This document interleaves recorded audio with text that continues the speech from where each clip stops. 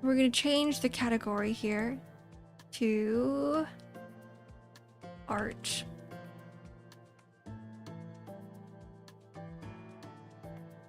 Blending the dough into the donut.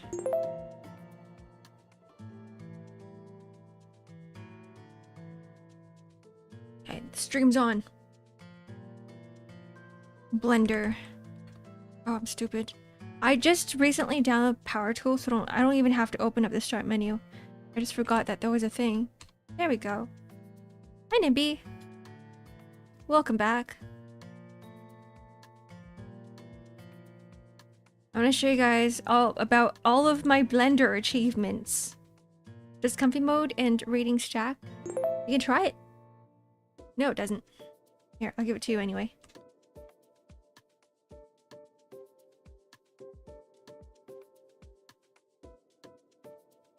I think if you do comfy mode and then reading, it might stack.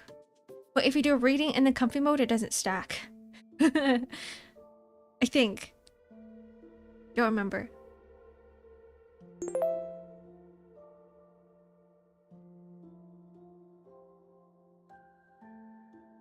Okay, my glasses are now on my face.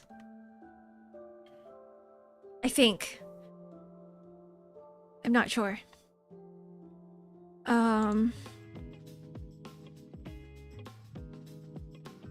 Alright, we go back here. Pull myself down just a little bit. Open up Blender. First, open up recent files, my mug. And then we're blending the heck out of this. Window, Blender.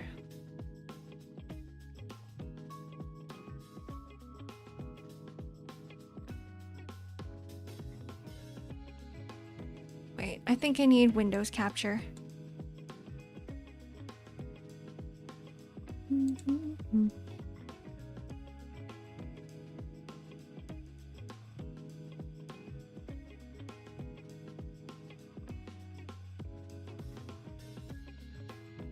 Is it Windows capture? How did I find it last time? Oh.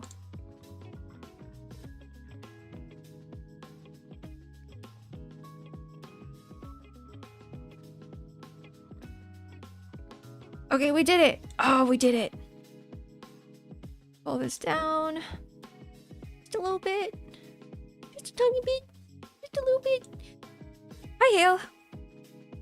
9 days. Yeah, 9 days. January 22nd. January 22nd. We got the mug. We got the donut. We get the plate. Yeah, we got the plate. I got the plate. I was doing this on my own time, on my free time. On the weekend. I was trying to figure out how to do the plate. I did it without instructions, guys. Are you happy for me? I also learned how to do this. Wait. I learned how to move the cursor around. I was like, why is it like in one place? But now I get it. So cursor to active. So it just puts it in the middle. Oh my goodness. Are you gonna 3D print it as merch? You guys want a donut? I don't think you guys want a donut.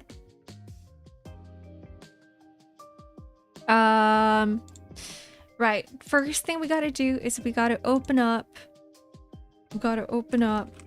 YouTube. We gotta go back to our tutorial, to our Blender Guru channel. Blender Guru donut. We can animate a donut as well. How to animate a donut? I don't think we'll be going that far. So this is Blender. I can tell. We are on.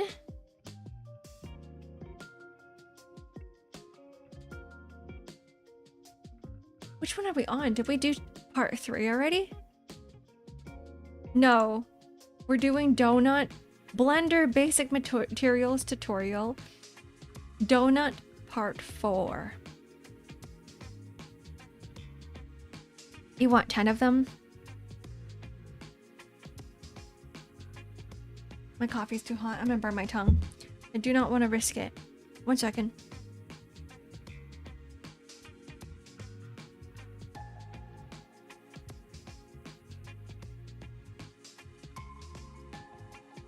Sentience. Can you even eat 10 donuts?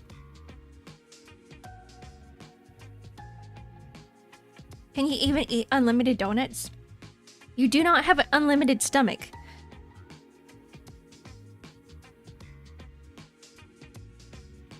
So it would be a waste of donuts if you were eating unlimited donuts. I just remember I had to make an important phone call later. I need to do it before 5. I'll take a break at like 2. And then I'm gonna make the phone call and then come back. Okay.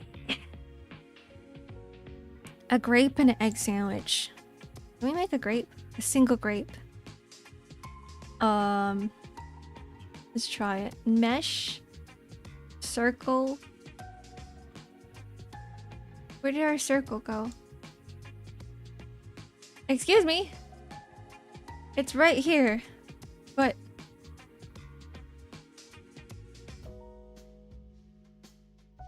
excuse me. I don't know where my circle went. Can I just grab it? Where'd it go? Where is my circle?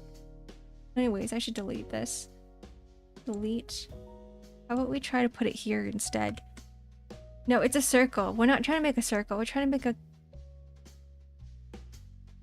UV sphere.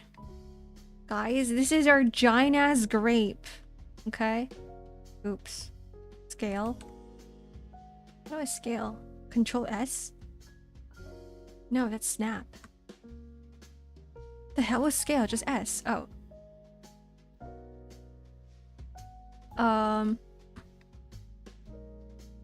This looks like a golf ball. It looks like a golf ball. And I don't want it to look like a golf ball. What if I were just to grab like half of it and then extrude that? Is that gonna work? It's not, I mean,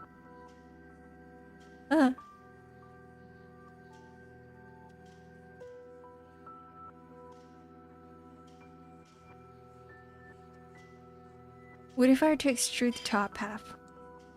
I don't think it's really... I still wouldn't call this a grape, guys.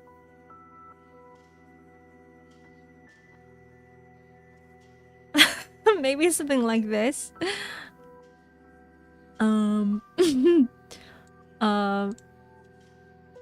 This is not a grape. What if I need to like grab just... We just keep making the top part smaller and that looks like an almond. And that's not what we want. This is not what we want. In fact, what if we were to like make... What if we were to make this bigger instead? Oh no. Actually, no, wait. This is kind of like... This is kind of a grape. This is a grape. We have one singular grape. We did it.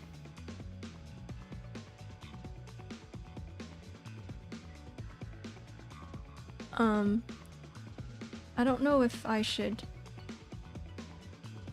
Where is it? Here. Vortex groups. Shape keys. It's UV, so like, I don't know what that means. I don't know what UV means. There's UV mapping, and I'm like, what is UV mapping? Is a sphere just not a sphere? Is there more to it? There's probably more to it. I just haven't gotten there yet. Make the squape. Keep adding the extra H. The extra H? Why do we need an extra H? What is UV unwrapping? These are all terms I do not understand. Hello, Ube. Welcome back in. Anyways, I should delete this before it messes with everything else. This is not part of the tutorial. We gotta delete this. We have to delete this. Oh, it scares me. It scares me. Oh, there's the modifiers. Actually. No, we should just make it smooth. Let's just keep it at 0. Shade smooth. There we go. Goodbye. Goodbye, grape. I actually think that like when you were to make, if you were to make grapes in a 3D setting, I imagine if you wanted to make this and put it in a game, you would have to make several grapes. But then that would mean that too many polygons and that would probably lag the game. So like, remember the Final Fantasy 14 grape? The stream past 12 p.m. We've been doing that for the past week, Nico. But you were here. You weren't here.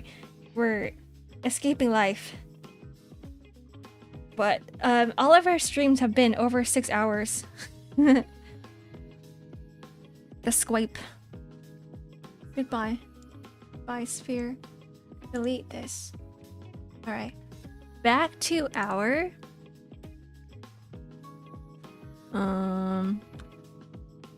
cursor to active. Back to our... donut. Yeah, Yandere Dev toothbrush, but it's grape. Have you guys seen the Final Fantasy 14 grape? It became such a meme that they made actual merch of it. I have the Final Fantasy 14 grape plushy thing. Plushy thing? It's like a keychain.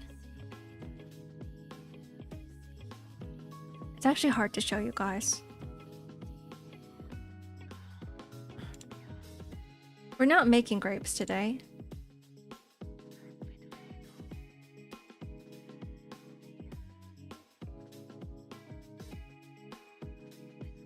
Why is this guy up there? Now we just have to put this on the plate.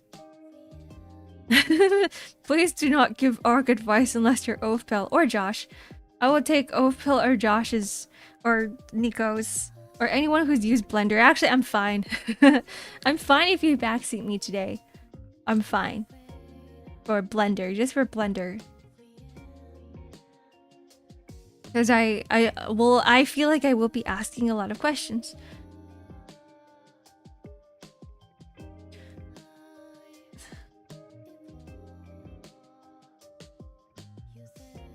Here. Yeah.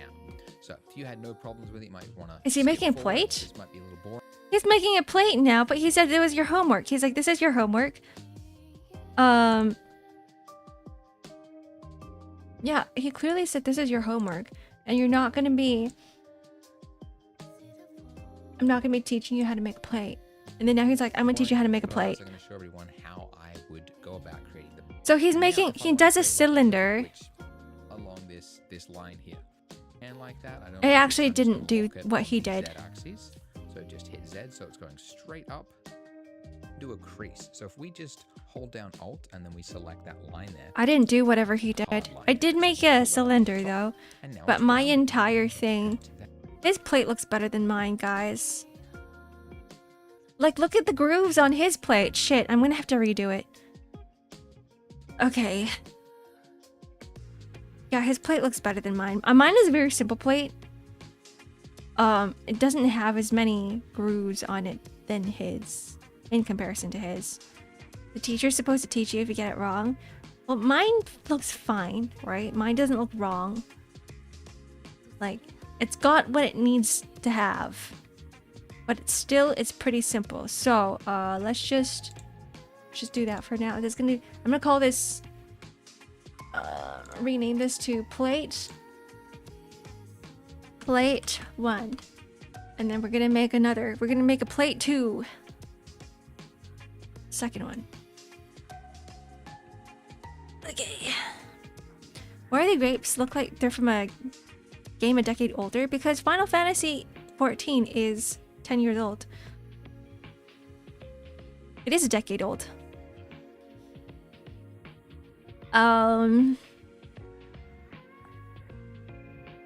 So I'm assuming that like what he did was mesh cylinder. Oops. He scaled it and he made it wide. What if I were to extrude this? Can I just extrude it this way? No, I cannot. For this option, so I'll just use it in this mode. Gone is just dudes. And you will notice. Wait, we gotta go back. We gotta keep going back. Shift A. And then from this list, we want to choose the object which most resembles what we want to create. Is he gonna make a circle? If you ask me, that would be a circle. God damn it.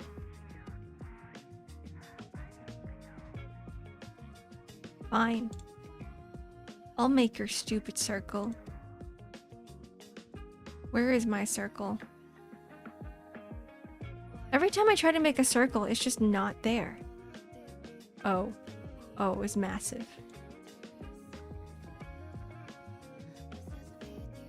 Okay. We got our circle. This is our plate. We're done. Let's keep going.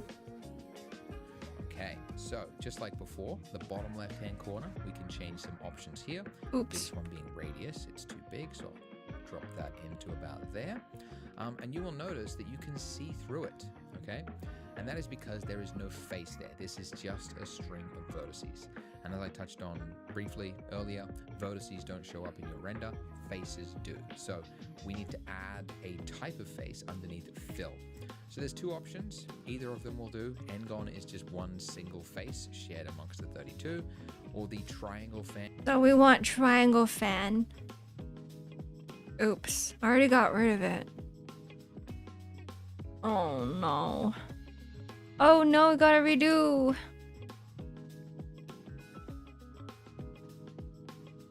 Fill type, triangle fan. S, make it big.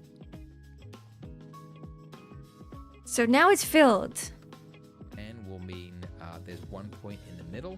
And I'm gonna move this. In this mode, one point in the middle, and then it just creates triangles to that point. Move this down. N-gon because, you know, it's never failed me for this option, so I'll just use that. Okay. Now we need to add more geometry to this because we need to create some sort of a lip for the plate. You can't just have a plate. It's always got to have a rim on or else that stuff slides off it, right? So into edit mode. How come his plate is so small? To add some geometry, I'm going to extrude. So I'm going to hit E, okay? And in this state, it's now saying, yeah, where do you want to place it? And it's extruding it along the normal, which is that invisible line that faces out from the face in there. And I'm just going to do a single click right here. Now before we start... Wait, did he do N-gon or did he do triangle fan? I'll just use that. Okay. In the middle, you can actually see it in this mode. One point in the middle, and then it just creates... oh, he did triangle fan. How come he... I'm going to go with N-gon because... Never mind, he did N-gon. Why? Why? Why? Why? Why?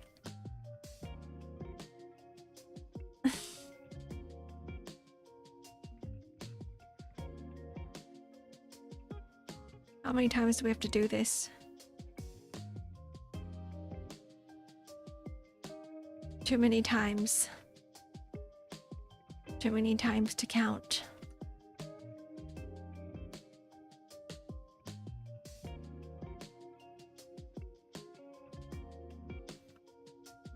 You know, it's never failed me for this option, so I'll just use that.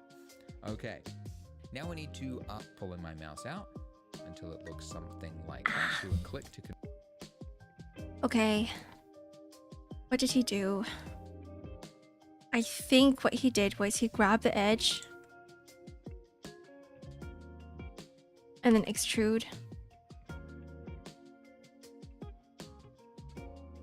No, not just extrude. I mean, you could extrude, and then he did sizing. Oops. I don't think that's what he did. Which edge? Confirm line. I want to delete just the single face. Oh, never mind. He deleted the face. Okay. We're not doing this in order. I've been skipping steps and it's not good. Oops. On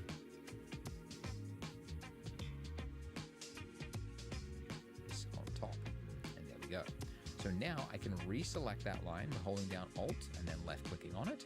And now if I want to create like a lip, which is not just straight up, but a little bit out, I would just scale. So S to scale, and then just pull in. Oh.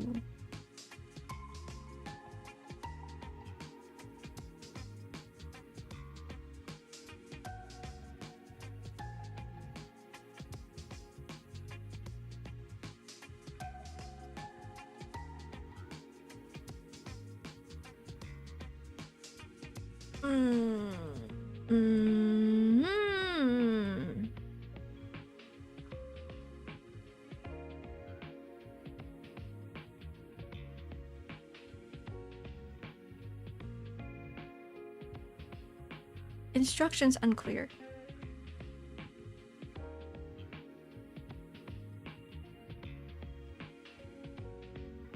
My mouse out until it looks something like that. Do a click to confirm. Okay, and then I'm going to do another extrusion because I'm going to create like another bit, like a little bit of a flat area. Okay, so E, and then I don't actually want to pull it upwards. Obviously, I want to pull it outwards. So what I do is I cancel the movement. And now that I'm in that state, I'm going to hit S to pull outwards, like so. Okay. So extrude. Cancel S. That is not it. This is a nice looking plate though. But that was not what he did. Extrude, cancel. How do you cancel it? Do it again. Okay. And then I'm going to do another extrusion because I'm going to create like another bit, like a little bit of a flat area. Okay, so E, and then I don't actually want to pull it upwards. Obviously, I want to pull it outwards. So what I do is I cancel the movement.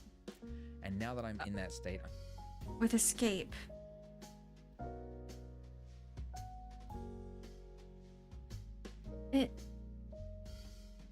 What?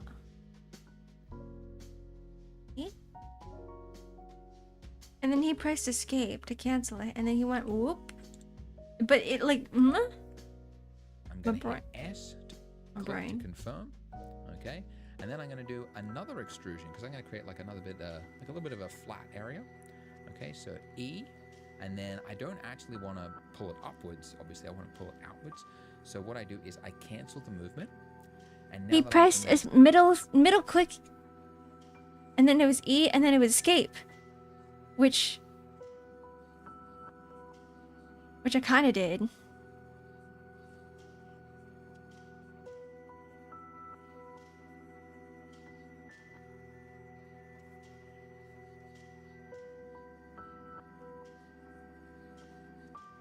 But it's not working. It's not working for me. Why is that? Why is that? Oh, he didn't need to press escape. Okay. So all he did was press E and then S. What do you mean by canceling it, my dude? I'm going to hit S to pull outwards, like so. By the way, I should show you as well. If after you have like extruded something, like let's say you do this, right? Oops. If you did this, if you extruded and then you like cleared its position, but then accidentally clicked off it, you've now got double vertices. Imagine an egg on this. Imagine a grape on this. Imagine a tuna sandwich on this. Create jagged artifacts in it. So this is a really super common problem that you will experience all the time. And the way to fix it is to select your entire mesh and hit M. Oh, E is extrude as a scale.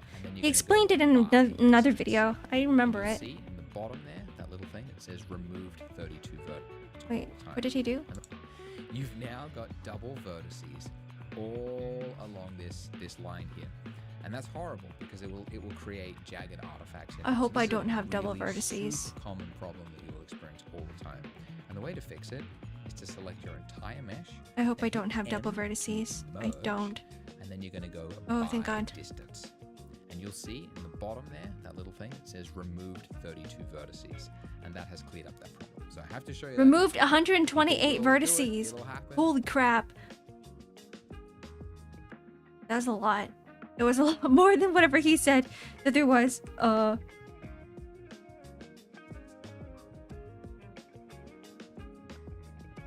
Okay. Is there a channel on Discord for sharing Blender resources? There's a playlist I want to share that covers hard services, modeling fundamentals pretty well. Actually, no, we don't have a channel for it. I should create a thread under creatives. Because it should go under creatives. Creatives. Create a thread.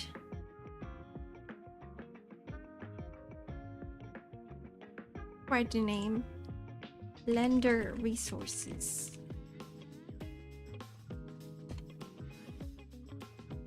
Hi. There we go.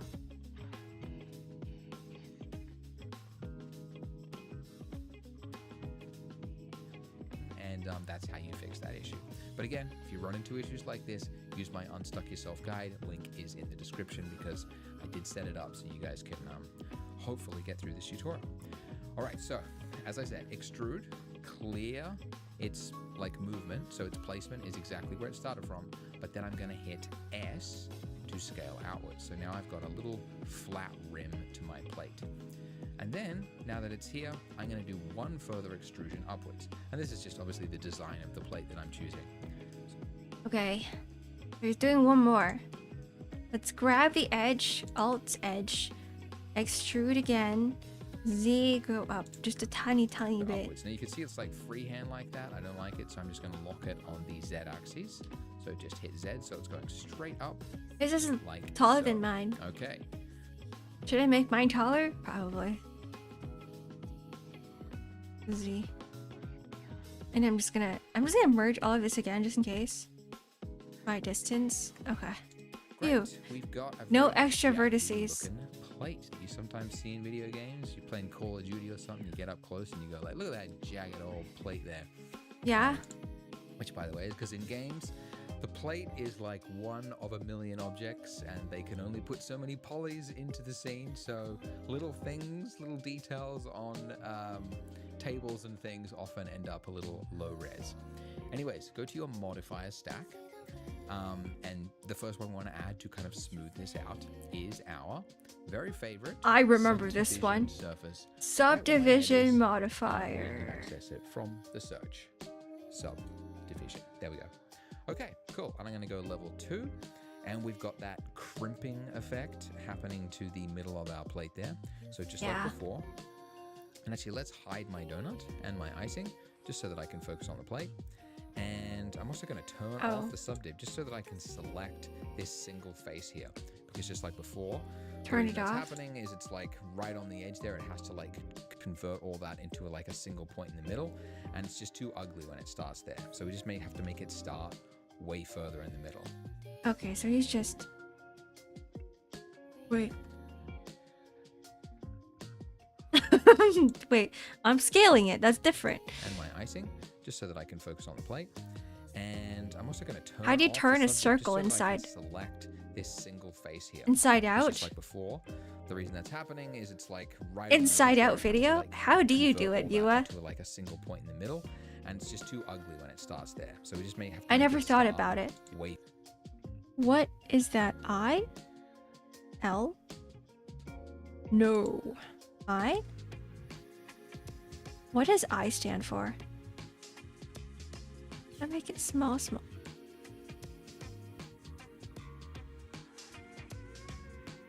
I is inset faces. Okay. Why do we have another edge here? What is this? What is this? Further in the middle, like that. And then when we do that.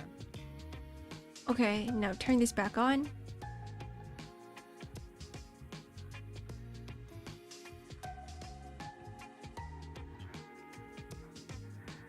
I for insert.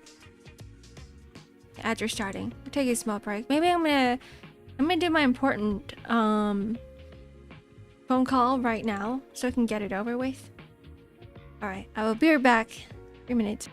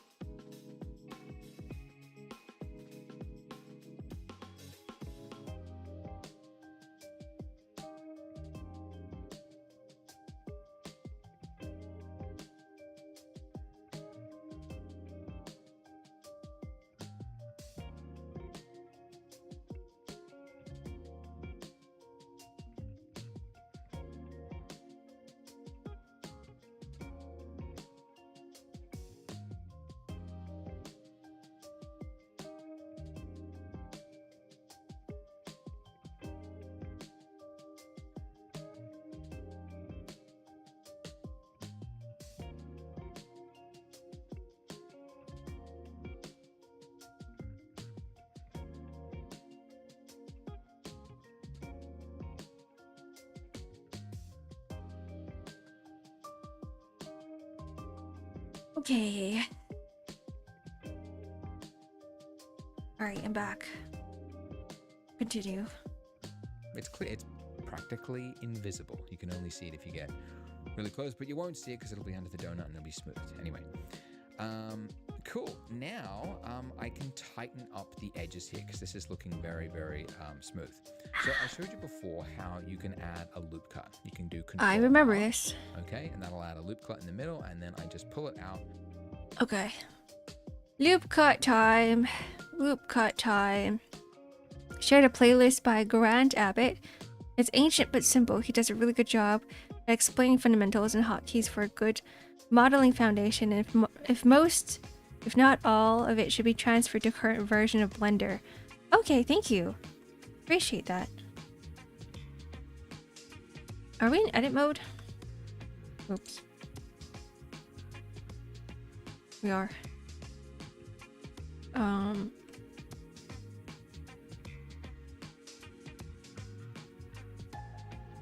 So all the way to the edge with this one.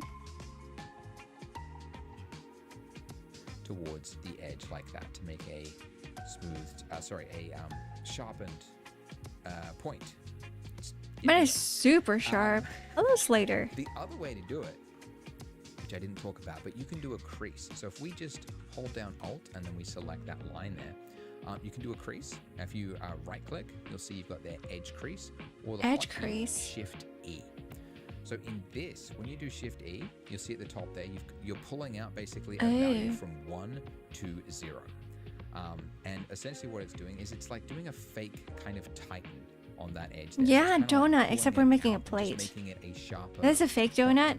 It's a very flat donut. You don't get as much of a bevel because there's no geometry being added there like you would if you were to actually do a loop cut. You get all this extra geometry. So it's not as good, but for like small things, it's generally fine to do something. So for example, like a plate, I'd say that's a pretty small thing. Shift E. Oops, we gotta select this edge first. Shift E. The hell did he do? My E looks different. Doesn't look like I've done much. What do you mean? What does he mean? I'll make it a bit lower too. We're gonna do this. I don't like my plate. You're having Timmy's. What'd you get from Timmy's? I need to hug my cat. V, please. Come back. Yeah. And he's gone. Something like that. All right, I'm going to do a shade smooth now because I want to see how that looks.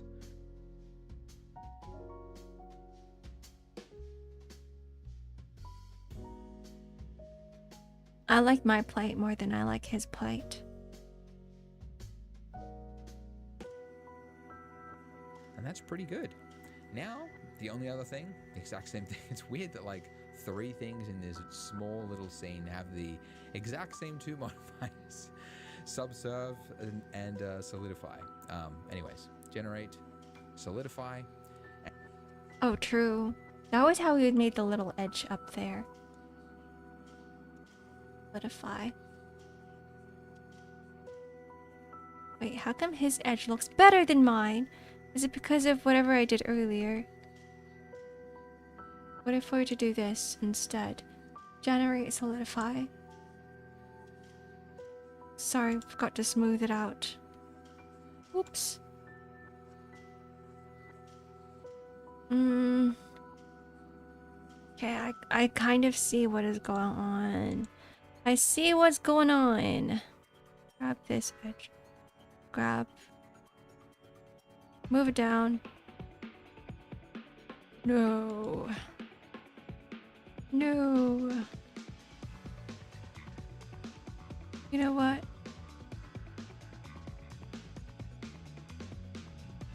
Yeah, how come his edges are thicker than mine?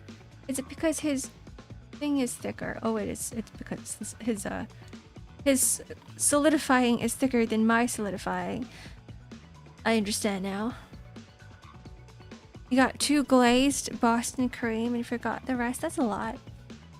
You can share. You can only eat 1, right? What are the other 2 for?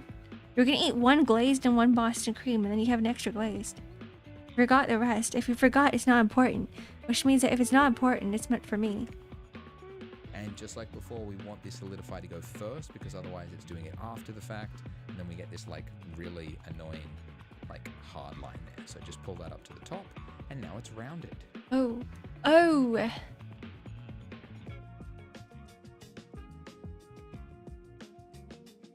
That didn't make a difference. Oh, it did. Oops. It did.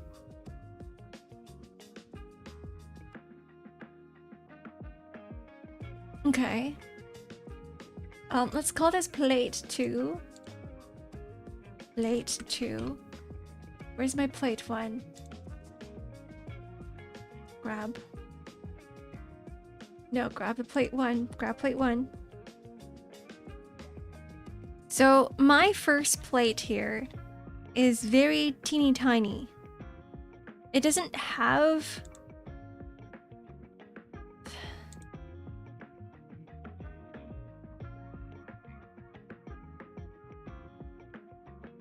do this offset. Whoa, what did I do? I think mine has too much geometry, perhaps. There's a lot going on here. There's a lot going on. Going to edit. Yeah, there's a lot going on here. Hey. Yeah. Whoops. Okay. So if we were to compare this versus whatever versus this, I'm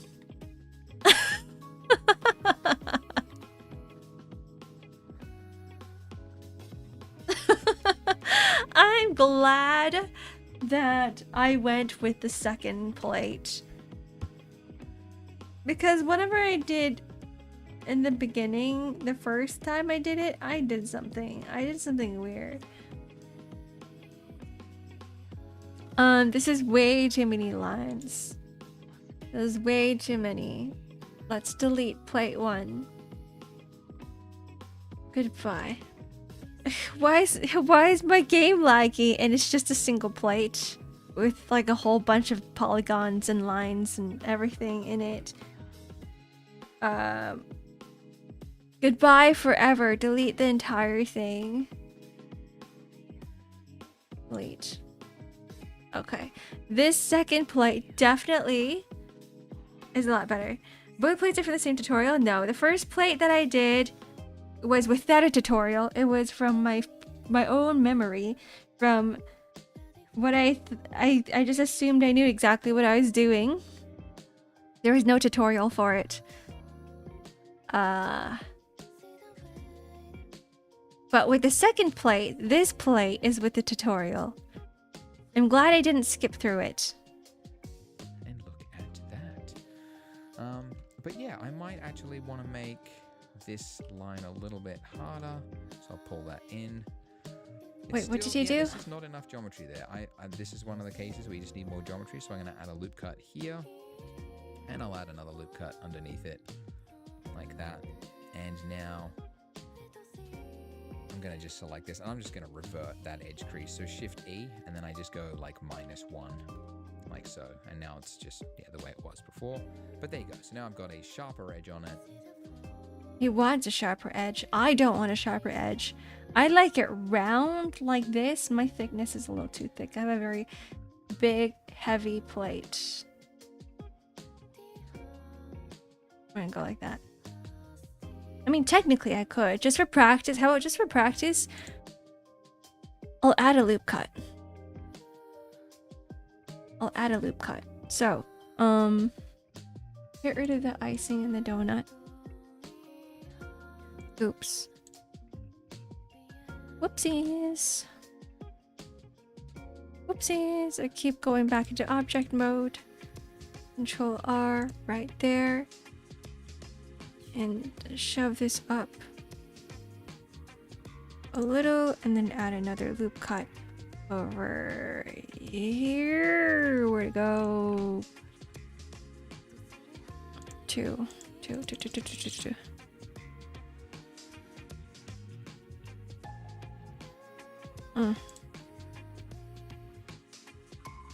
Just for practice.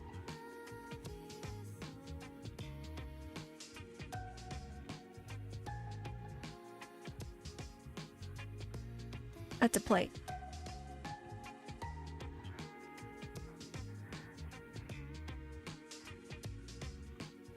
Both the donut and the plate. It looks good. Would you eat it? Better than your apple fritter and your Boston cream and your maple dip and your honey glazed and your double chocolate cake and your honey glazed chocolate cake. You have chocolate cake at your Timmy's? How come we don't have chocolate cake? You would eat the plate. No. I'm asking about the donut. I'm not asking about the plate. Please don't eat plate. The only other thing, I might just pull up this lip here. So Alt select on that lip, G, Z, and I'll just pull it up a little bit. And there you go. And with... But I kind of like it thin. Fine, I'll do it.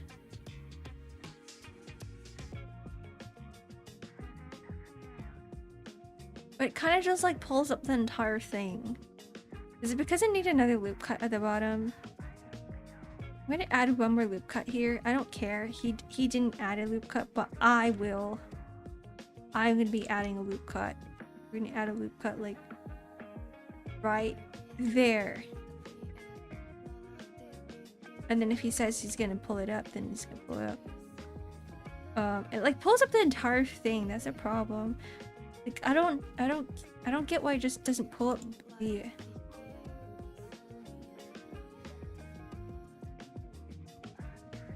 Like just that portion, just kind of like extrude, you know what I mean?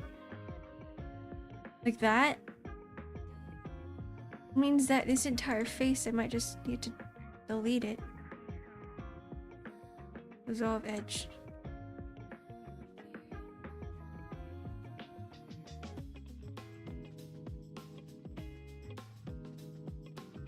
Now it's a very, very thick plate. Now it's super thick. Make it even thicker.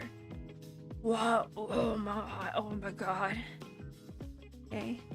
Whatever. The plate. A plate's a plate.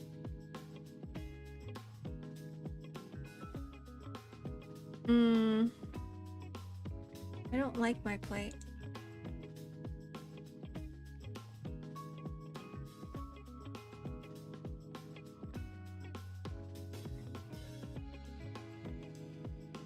All get bigger. E.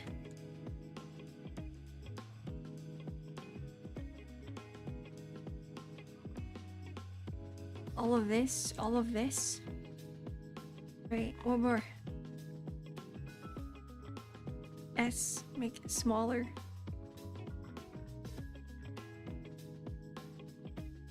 And I'm gonna grab his face. All of these ones. S.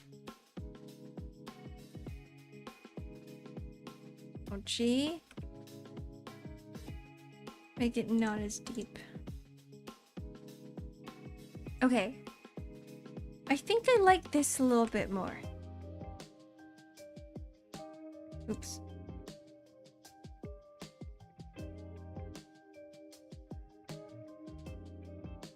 Now it's flatter. Now it's more plate-like. Because before it was kind of... It felt like a mini bowl. And I didn't like it. I didn't like the fact that it looked like a mini bowl. And I still don't like this rim. I still don't like it. I'm gonna get rid of it. I don't care if my plate looks different than his. I don't care anymore. I don't like the rim. It's too thick.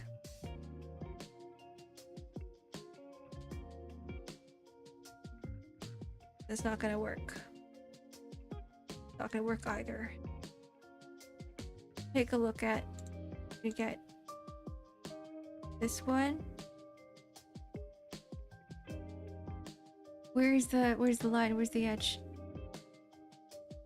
Where's the edge? Not this one. Oh no! I want this line right here, but I can't grab it. Because it's probably inside. Oh, this is terrible. Oh no! You know what?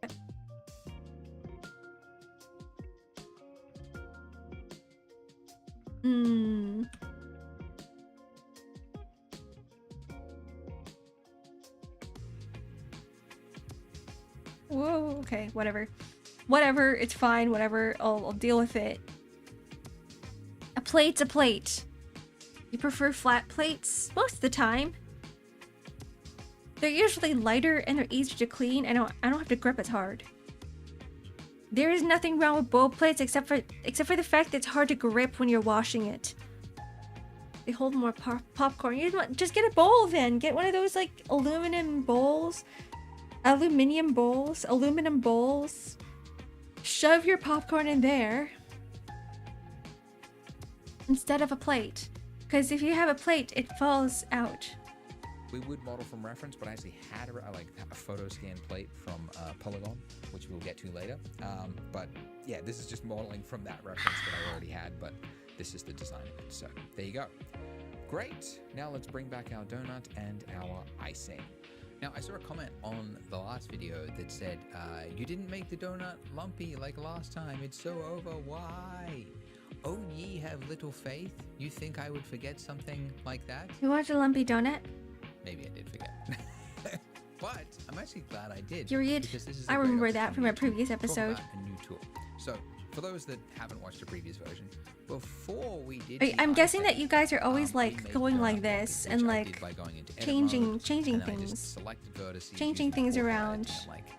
Like pulled it out, right? And just kind of like maybe I shrink some parts in. Focus on selection. And the reason this is important that's is a that mug. this adds natural variation. My numpad isn't working. There we go. You could have scientists working for it's 1,000 not years working in a lab, and they would never be able to create working. Why? as perfectly mathematically accurate as our 3D software has done.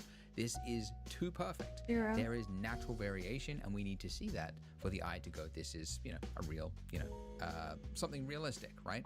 And it's hard to do this kind of thing after you've already added the icing, because you can see it just has no bearing on the icing over the top, right? So some things in 3D are easier to do earlier than they are to do later. And this is something you just learn as you do 3D. Like, you'll do so many projects where you just like, you get to the end and you go like, oh man, why didn't I do that before I did this? Now this is like, I've like 3x'd the amount of work, and you just learn these things over time. Yeah. However, there are certain tools, and there is one I'm going to introduce you to in a second, that enable you to make these sort of changes after. By the way, there is a way, like you can select both objects like this, which that is something that you can do in Blender now. You didn't used to always be able to, but you can now edit both objects together. So I could do this. Oh, cool. It does have like a clipping issue when you try to do like shrink fatten, but you can get some like natural lumpy variations going this way. And you can do that. That's actually fine. But I do want to introduce you to a new tool that is in 5.0. Oh, okay. New tool. If you select both of your icing and your donut together, then you hit Shift A, and then you go Lattice. There's a new option for lattice. Oh, it's like liquefy. Kind of. Wait, how did he get there again?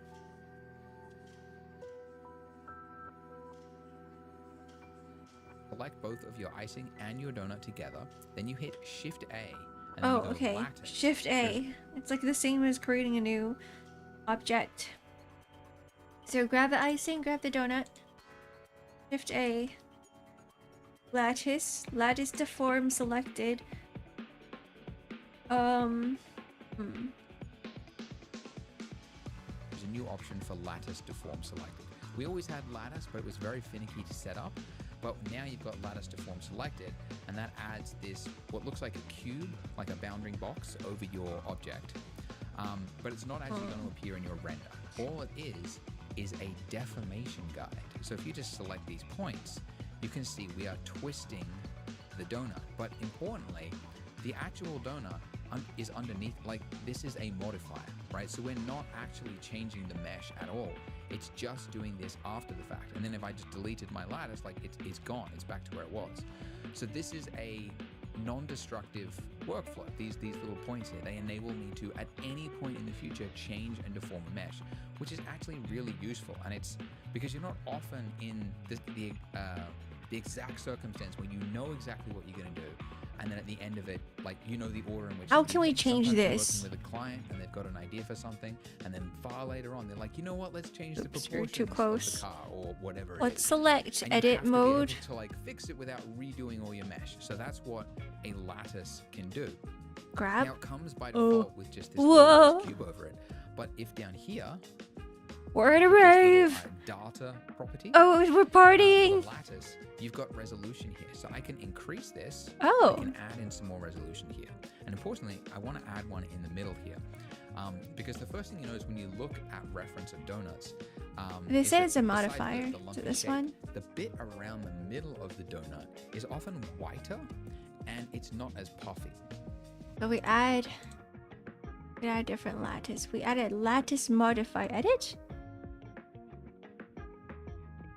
No, that's mesh. No, go away. Go away, go away, go away. Go away, go away. There we go. And then we add. That's for transform. This dude is under lattice here. Oh, there we go. Okay. 4, 4, 3.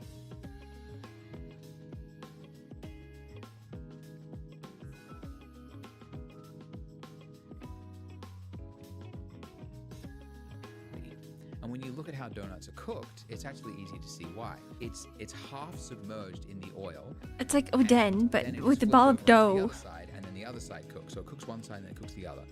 And the bits, near the surface of the oil, that's the oil is less hot, right? Because it's near the surface, so it's escaping. So that oil is less hot. The Can oil I, like- underneath it is much hotter, and then it flips it over. And so, again, you always have this bit around the middle that just isn't quite cooked as well as the other. Can I grab side. So all ends of up it being at the same lighter. time and just It's also whoop? less puffy, so no donut actually Kind of. comes out at that perfectly round shape. It's usually always kind of almost concave. actually. Gobbles Raid! Hello, guys! So with this, I can select. We're learning Blender today. How is your art stream? Feel free to share anything.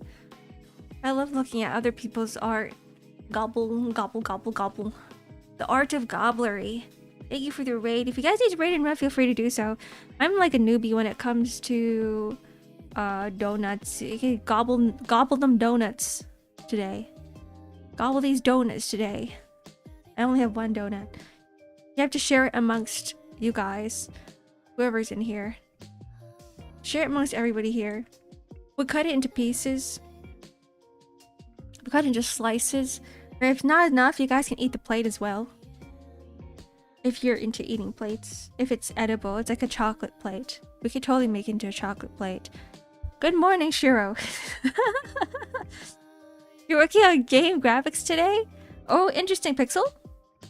You guys do pixel art? Or is just 3D art? Blender 3D as well. I remember I did pixel for a bit. I used Pixsquare. And then I was working on JRPGs. And I was using RPG Maker. That's always fun. You're gonna take the plate, Mook. You know, you gotta split everything. You gotta even split the plate. You gotta split the plate. You gotta split the mug. You gotta split the donut. You gotta split everything. Everybody needs a little bit of everything. Aniki Hearts, hello. Thank you for the follow. Welcome in, Smalls. Smalls.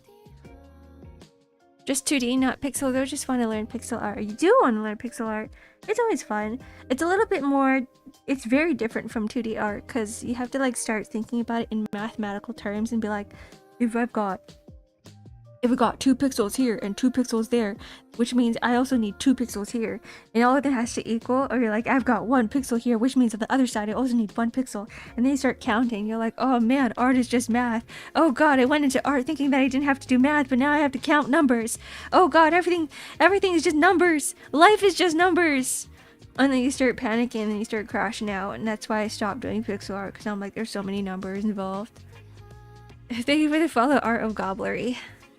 I heard my name. Yeah, it's you. It's you, Smells VT. Calls you, summons you. How many numbers are in X-Ark?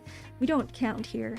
We don't count. Numbers are non-existent on this channel. If we just do art, that's it. We don't do numbers. Numbers make us cry and it makes us depressed. Yeah, no mathematics. True. Yeah, true. Anyways, if you guys need to rest, please feel free to do so. We are here to make our donut dance. Yeah, boo, numbers. We're learning about lattices. Like so. We're learning about how the actual, a real donut looks like. Do the alt click around it because it's not technically a mesh. Oh, you have to select all of them? Just scale it in. Like up. Oh, so I was manually moving everything. So I don't have to do that. I can just... So what he's doing is he's selecting every single one of these vertices. I wish there's a faster way to do this. Boop. Boop. Oh god, more numbers. 4 more left. Oh no, more counting. Is that it? Is that all of them? And then we just scale. Cool. Oh no, we missed 2. How come these aren't going in? That's weird. They weren't going in before. Woo! This is the raving donut. This is the donut rave. Welcome to the donut rave. This is how we party. This is my brain at 3 AM. Anyways, we just move it a little bit inside. I'm guessing that's good enough. Need to rest. Be ready for stream. Alright, have a good stream later on. Enjoy the rest of your today. Enjoy the rest of your day. Go sleep if you need to sleep. Good night, Kay. It's 3 AM, 3 PM. 3 AM for you, Shiro. What the hell? But you're 12 hours away. No, you're 14 hours. Are you gonna add sprinkles to... Go back to sleep, Shiro. I'm gonna add sprinkles to the donuts. I have to. It's a donut. You can't just... I mean... Donuts don't need to have sprinkles, but if I'm gonna go all out with this donut, we're gonna have to add as much as possible. You said it was 3 AM. Oh, no, it's... Oh. Oh, it's 2 PM. It's 6 AM for me. I have work. Why did they make you wake up so early, Shiro? Go back to bed. Just be like, I need sleep. Sorry. I will wake up at 9 when I'm ready to go to work. I'm so tired too, but watching you study is nostalgic. Watching a newbie learn Blender for the first time. Grape sprinkles. No, I think they're just gonna be regular sprinkles. We can make them a little thicker though. That could be a thing. It takes me 30 minutes to travel to work. You have to be at work at 6 AM? 6:30 AM? Why so early? Turn off proportional editing if you've got it on, and then just shrink it in like that. And that by itself... Why is his so shrunken in? I should make mine shrink in a little bit more. There we go. Oops. Just a little bit of realism to this, because that is a detail that your eye won't notice. 7 AM. Donuts just, you have to be there early. Perfectly round, but that's good. Right? That's discipline. This, like, concave kind of shape. Good for you, Shiro, so for being able to do it, because I cannot. I can add in some little areas here where one part it got a little bit more puffy on that side, so that part's a little bit raised up. And obviously this isn't as detailed as if you had, you know, if you were manipulating the torus underneath, right? I can't do, like, you know, small details. I can't, you know, sculpt in an area or do some crazy changes. Yeah. But it's enough in a pinch to do something like this. I'm just gonna hide my plate, which, by the way, you can. I like it when you were saying. Which is what I've been doing up there. Sorry, not the eyedropper, the eye icon. You can also do it by hitting H. So you select an object, you hit H, and then you hit Alt H to bring it back. So H or Alt H. is a good hotkey to remember. He didn't rename his plate to plate. He still named it. His is still circle. Play. Forgot the T. What the hell is a play? Plate. Then here, so at the bottom here, because yeah, the same thing will happen at the bottom. There'll be part. Okay. More donut madness. Oops.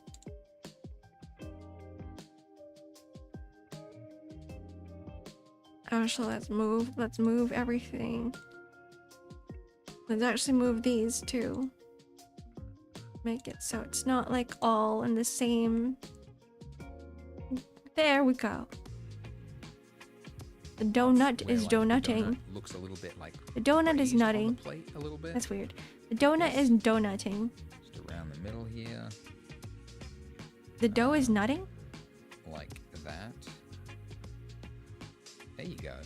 Something like that. You like the reverse but screen? This is just a small amount of deformation, right? It might seem unnecessary, but it does It's help. called It really holographic does help display. More realistic when you go to the trouble of doing some of this. And it's super important. Right? Okay. He said it's super important, so we gotta do more. Grab. We keep grabbing. We keep changing things around. Let's move things around.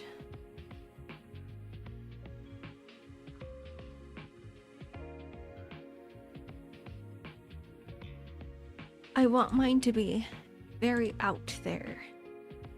A very realistic looking donut.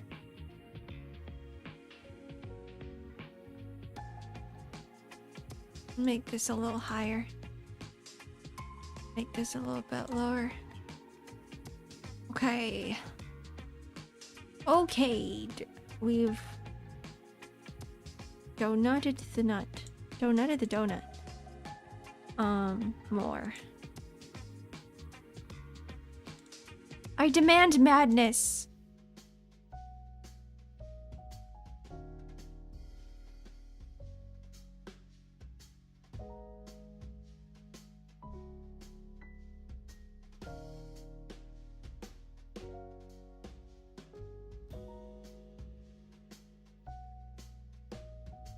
All right.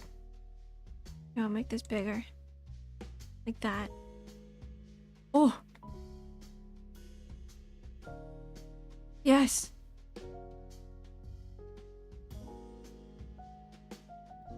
Oh, it's oddly shaped. I love it.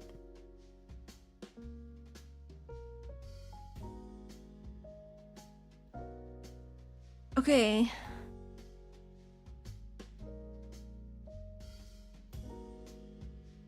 But we can also now apply it. Once I know that I like everything, I don't want to have this like. Okay, apply. Wait, how do I apply this? Like lattice sitting over it forever. So I can just apply that by going to apply and then. Where are you? Huh? See, the thing is, I don't see lattice here as a modifier. Oh, it's because it's no. Huh? Control A. You mean just A? Control A gives you nothing. Shift A? No. What do you mean Control A, Chronecho? Oh, Callan, welcome in. How come he's got a lattice modifier and I don't have a lattice modifier?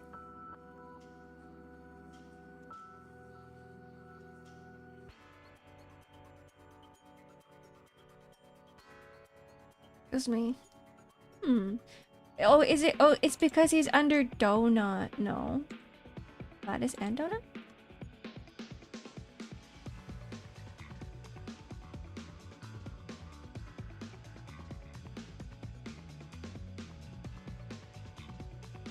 The mighty fine donut. Thank you, Yams. Yams, have you done Blender before? Have you done Blender? Tell me you've done Blender before.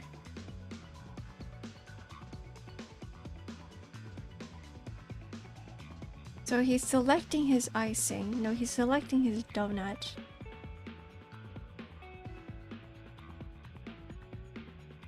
And then he's under the modifiers window.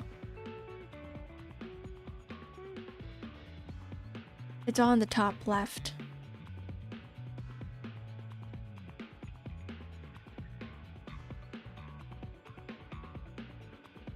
No. The what? the what? I'm so confused.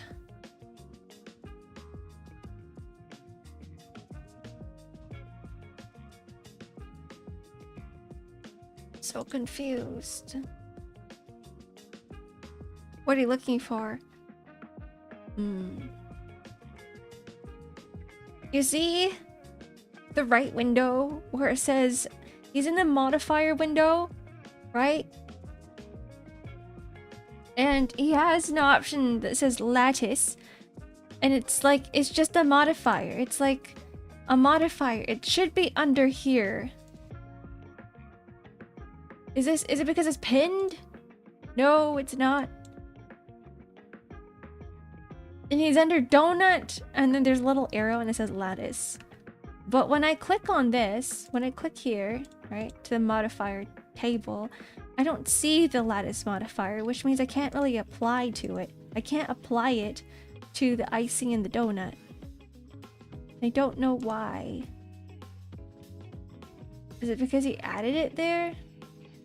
No. Add modifier? Why am I like selected? Oh, is it because I have it selected? Oh, because I had it selected. Okay. I get it. Oh, there it is, Kuroneko. You have to be in object mode. Oh, I get it. Oh, yeah, okay, because I have it selected in edit mode. Everything makes sense now. Okay, so okay, now it's been applied. Now it's applied. Selecting the donut, and I can also say apply there.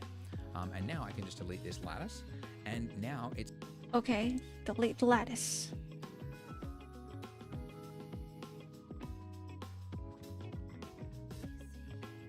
Where did my... Why is it when I delete my lattice, my donut gets bigger? Because the icing is like underneath? Bruh, I'm so confused. Everything is disappearing. Oh, it's because I didn't apply the lattice to the donut either. You have to apply it to the donut and you gotta apply it to the icing, which I didn't do. There we go. Yeah, I forgot about the donut. I forgot. You want a bigger donut? In order to make it bigger, I could just zoom in. Now you're in the donut. How do you feel? How do you feel like being in dough? Be encompassed in dough. It's like I modeled that, right? All those shapes are now like baked into it, and it looks good. As I said before, if you did want to do any more detail, you could, shift, select multiple objects, go into edit mode, and then using proportional editing, you could also do some like more targeted tweaks. If you really wanted to, manipulate the donut, you could do that. So there are things that you can do. It does make a difference. It is important. But it is also optional. But it's an excuse to kind of introduce you to some more tools and things in Blender. So I'm kind of glad that I didn't do it at the start, because we can introduce you to that kind of thing. So, all right, we got a lump. Got a funny looking lump right there. Now is the exciting bit. We can More talk about rendering, making this actually look good, because this is gray. This is boring. This is called the 3D viewport view, okay? the reason this looks boring and flat is that this is cheaper for your computer to actually process just the shapes in like a gray. There's no shadows, there's no lighting, there's no surface interaction or anything like that. This is fast for your computer to see. Oh yeah. To create that pretty image that looks realistic with Yeah, we got like everything in gray right now. A render. I'm gonna be real honest. This isn't very appetizing to me, even though I've been trying to gaslight you guys to say that this is appetizing and it's the best looking donut that you would ever eat in your entire life. It's gray. It's gray and it's ugly. Like that. This is fast for your Pirate, hello. To create that pretty image that looks realistic with light calculations and everything, that is called a render. Yeah, we're gonna do a little bit of rendering. F12 on your keyboard, or F12. Render and then saying render image. F12. I think F12 does something to my model. No, it doesn't. No camera found in the scene soon. You know what? Modeling. What is he doing? Layout. And now That's not it. That's not it. He pressed something else. there's no shadows, there's no lighting, there's no surface interaction or anything. It's not a like that. very This is dense fast for your donut computer because to it's see. not a bagel. To create that pretty image that looks realistic with I light replayed this over calculations 3 and times everything, already, that is but I was called not a listening. render. And you can do a render by either hitting F12 on your keyboard or by going to render. Render. Oh yes, because there's a rendering. Is in a different location than mine. Wait, that's weird. Wait, that's weird. Go back. Go back. Shoot.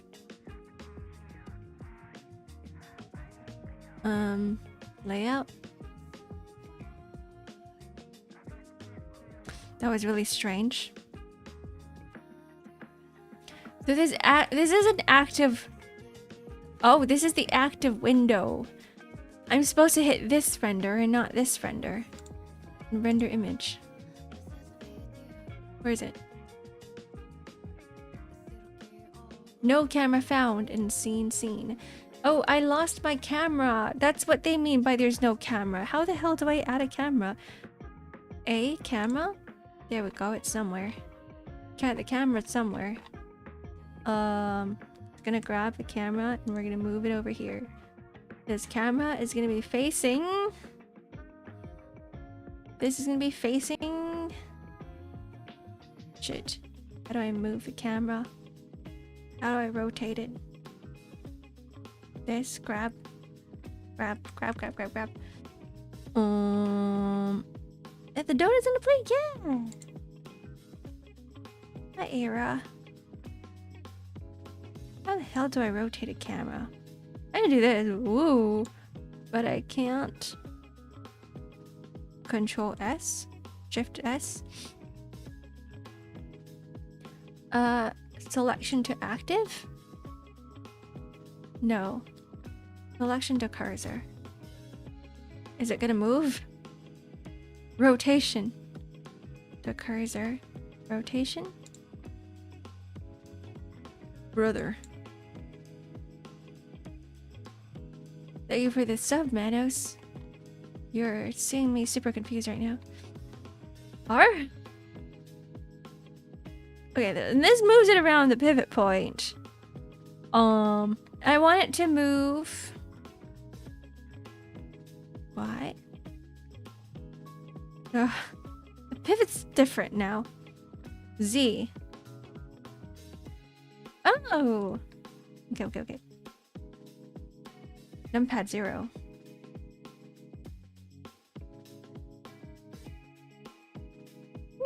Okay, but at least it's looking at the donut right now. That's what I wanted. I wanted for it to do. So now that if we were to do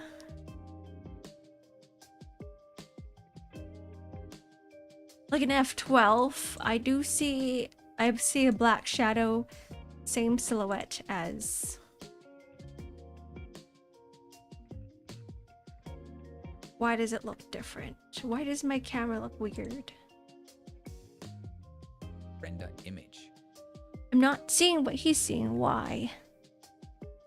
F12. Let's try this again. I don't think you guys are seeing what I am seeing either, because it opens it up in a completely new window. And now that has taken a snapshot. The problem is it looks like not the view that we were looking at. So we're looking at this view. Why did we get a view up here? Yeah, why is mine just a black always take the render from shadow the camera view. So remember that thing that's like way out in the middle of nowhere we haven't touched? It's taking the view from that camera. And you can look through the camera by hitting the camera view icon over there. So now that I'm here in this view. Why is mine just a giant shadow? You need light. Oh. So like I got rid of my camera and my light. So let's add a what does he have there? It looks like it's a point. Okay, I have the light right behind the camera. Try it again. So it should look something like this if I were to render it. F12. God damn. Mine is a point. His is light. So maybe this isn't what I want. Delete this light. Just gonna change the cursor. We're gonna move it a little bit, and then we're gonna select a light. No, his is a point. Radius 1, world, alignment, world. So even if I were to do this, it's still black shadow. Why? Why does Blender hate me? I'm gonna delete the light again. What if I try a different light, right? Like, what if I do something different? Delete. Let's add like add an area light. I'm pretty sure it's not supposed to be an area light. Move this over above. Oh shit. Oh shit. Over here. We're close to it. We're almost there. Now it's directly above the donut. So it should look like this. It should look like this. But when I render it, it's still a black shadow. Oh. What? Delete it again.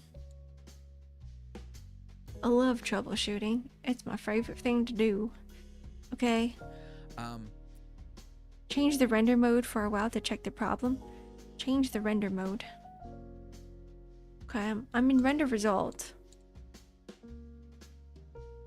Slot 1, view layer. Slot 1, slot 2, slot 1. View paint? No, that's not it either. Mask. View image. Render mode. Render mode. New image. That's not it. Oh! Oh! I was under image editor. But if I were to do 3D viewpoint, I can see it. It doesn't go for the camera though.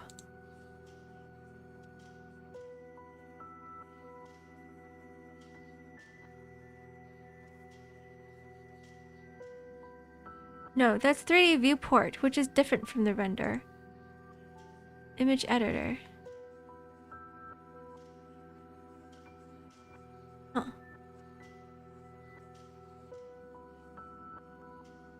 You know what? Let's just keep going. Let's just keep going. Your light's not bright enough. Maybe that's why. Let's go to the... Our lights disappeared. So let's add a light again. Let's add that point. Radius, let's change it.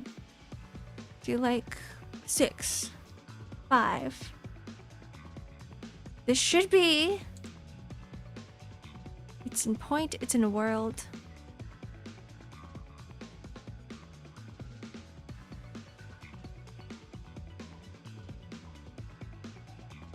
No. Let's Google this. Press Z.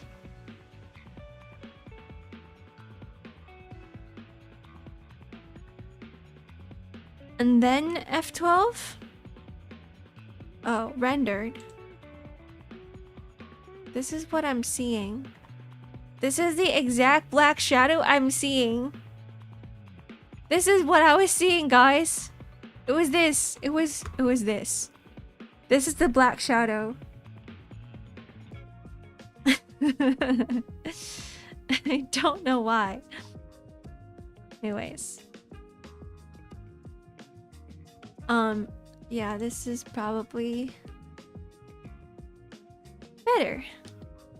Hello, Blight. Welcome in. Welcome to a life of troubleshooting. This is cool. I didn't know it could do that. Ooh. I don't know if it's the issue with the light or not the light. I'm gonna Google. Blender render. The Blender render. Shadow. Shadow, but no object.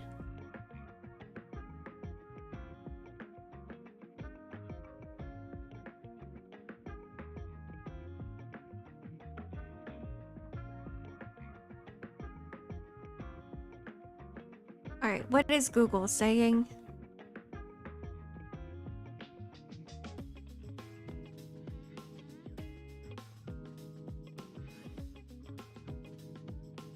It's a material thing?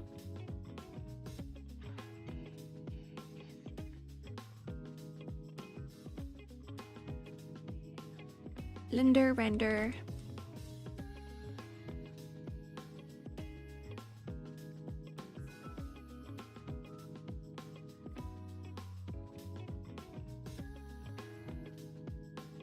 W clear all restricted render. Is that gonna work? Close up the render window. The light could be very weak. Blight, are you okay? You can't say rough more than once in a row. You just want me to say, you just want me to bark. You want me to try it? Are you sure? Aw, dang it. So let's grab this light here. Grab this light. Delete this light.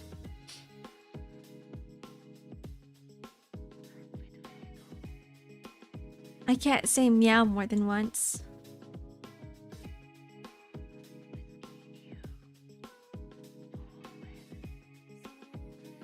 What is this?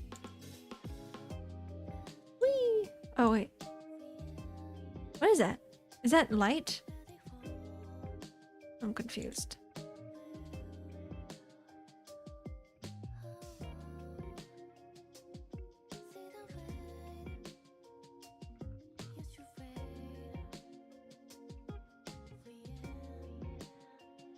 So let's delete this. Delete selected object. Alright. Control A. At a point. Scale it big? Like, I don't... Can you scale light?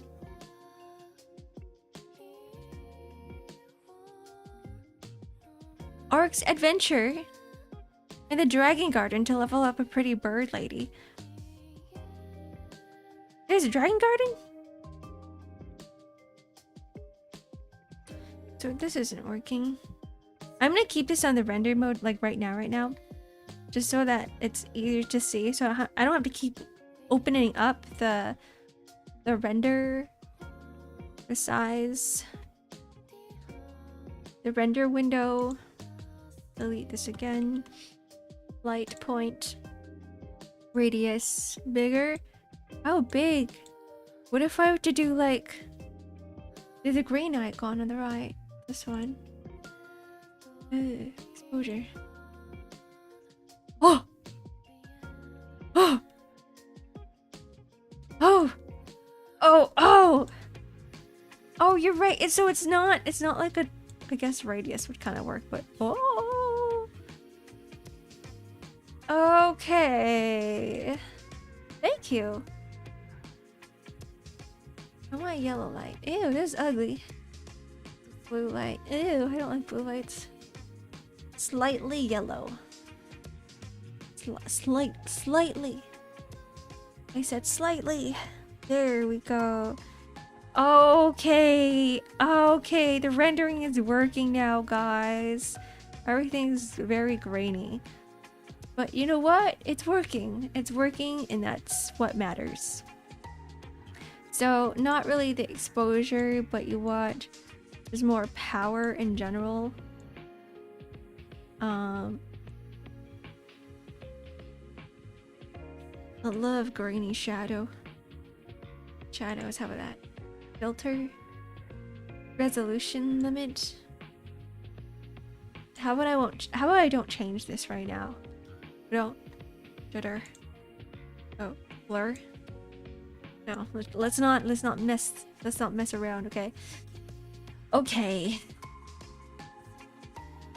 Thank you guys. That really did help. Okay. Back to the solid. I am actually gonna move this. We're gonna move the light. We're gonna move it like that. Okay. Onwards. Ads are starting. Let's take a small break. BRB.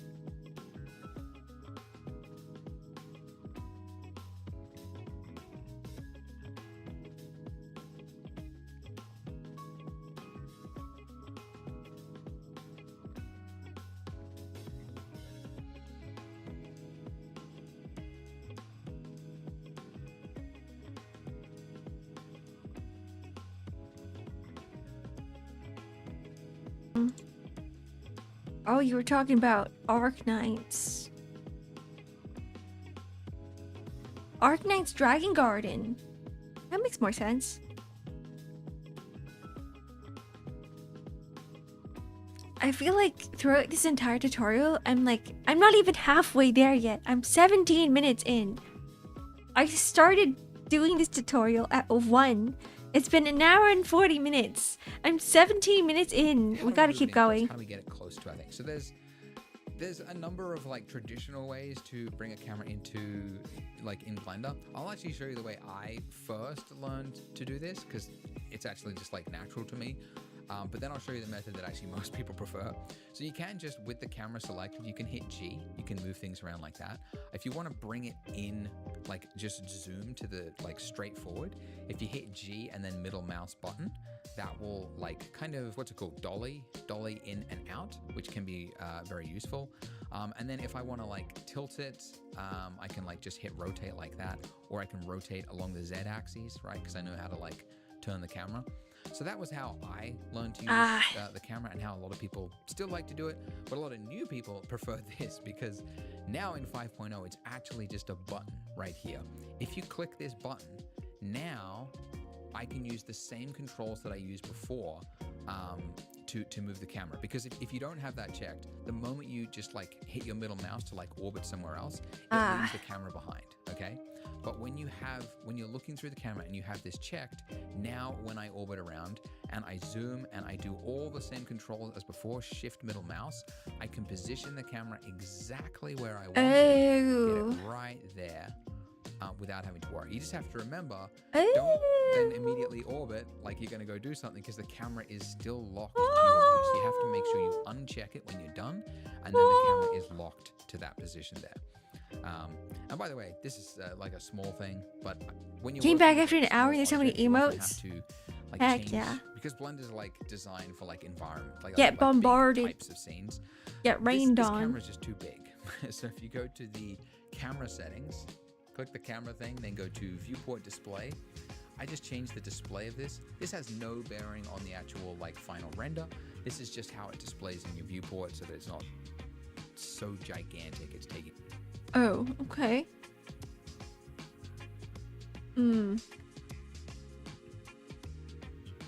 Get out of there. Where's my camera? My camera's tiny.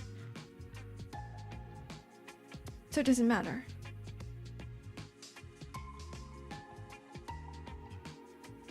Focal length.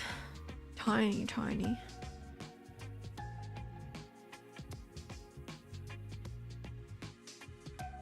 The plate's looking fancy. Thanks. It's way better than the first one I made.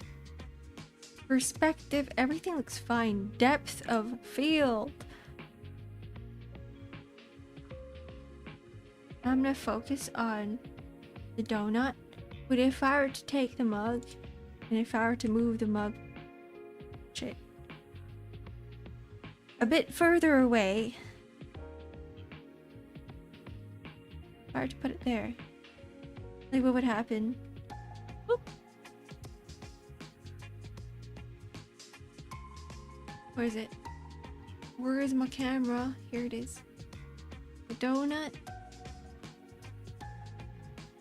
I don't think this really changes anything. Aperture, sensor, auto, size, background images, rotation ratio, f-stop. What is that? I'm just gonna, how about we just don't check that off? This is gonna be our donut.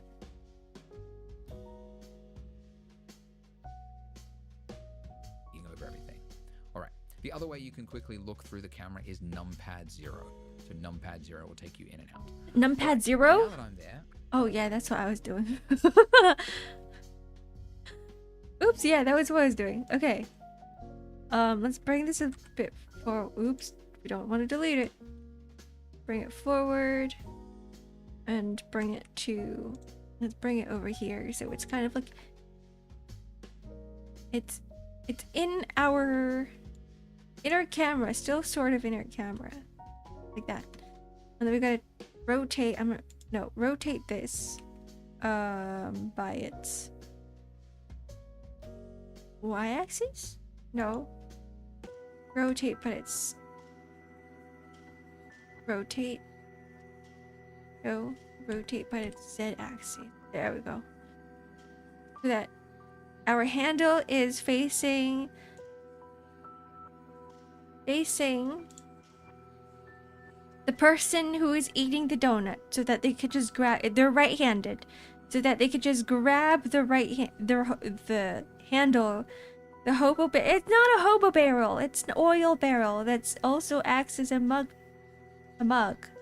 Let's move it a little bit closer. Grab. Why? How dare! This is my mug. Oops. There we go. It's closer. Yeah. I don't really like it here. Move it over here. Okay, it's still semi on the table. Double check. We can go a little lower. Just a tiny bit, just a tiny bit lower. Okay. Alrighty. I can hit F12 and look at that. That is a different look. Alright, so let's hit Z rendered. Yeah.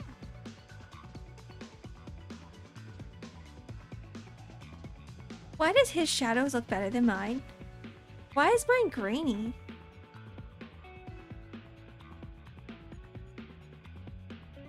Ugh.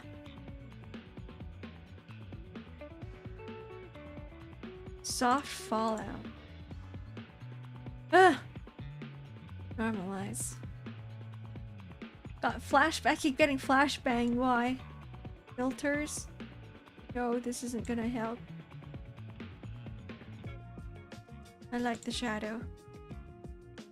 How goes the donut journey? I'm doing something. Something's happening. You changed the color of the light. Is that why? So like if I were to move it back to like white, I still get a super grainy shadow.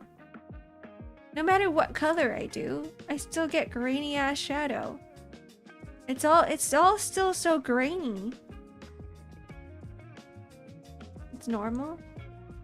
How come his doesn't look grainy? Makes me jealous.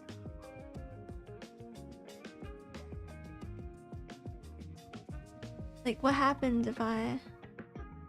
No, we have to normalize this. Whatever. You know what? Actually, no. I'm Googling this. Blender grainy shadow. Consider reducing the number of samples instead of using adapted sampling to avoid unneeded samples and denoise. What? Enable jittered shadows under rendering tab sampling. Viewport. Rendering tab. Rendering tab. This is the rendering tab.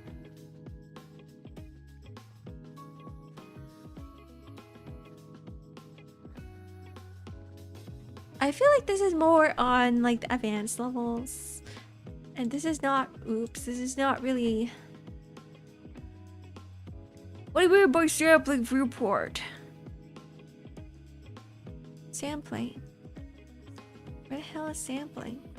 Data constraints, physics, objects, collections, worlds. View, layer, output, texture. We don't have textures on here yet. Windows, modeling, sculpting, geometry scripting. We do have this. Render image. I mean, we're kind of already in the rendered image section now. What the hell? Oh, this is material preview. Go back to the solids.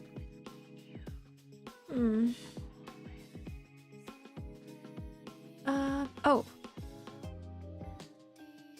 So go under rendering. Go under viewport. Samples. Jittered shadows. So for example, rendered.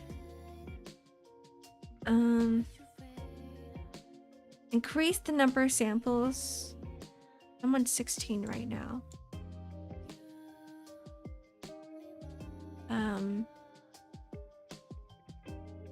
No. Keep it at 16. This isn't really gonna help.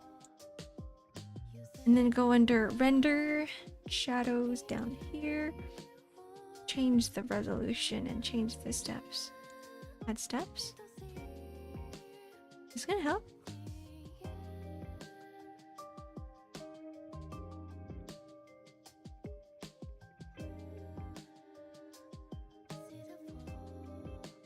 Go to light. I am in the light. I am in the light. Soft fallout. Soft fall off.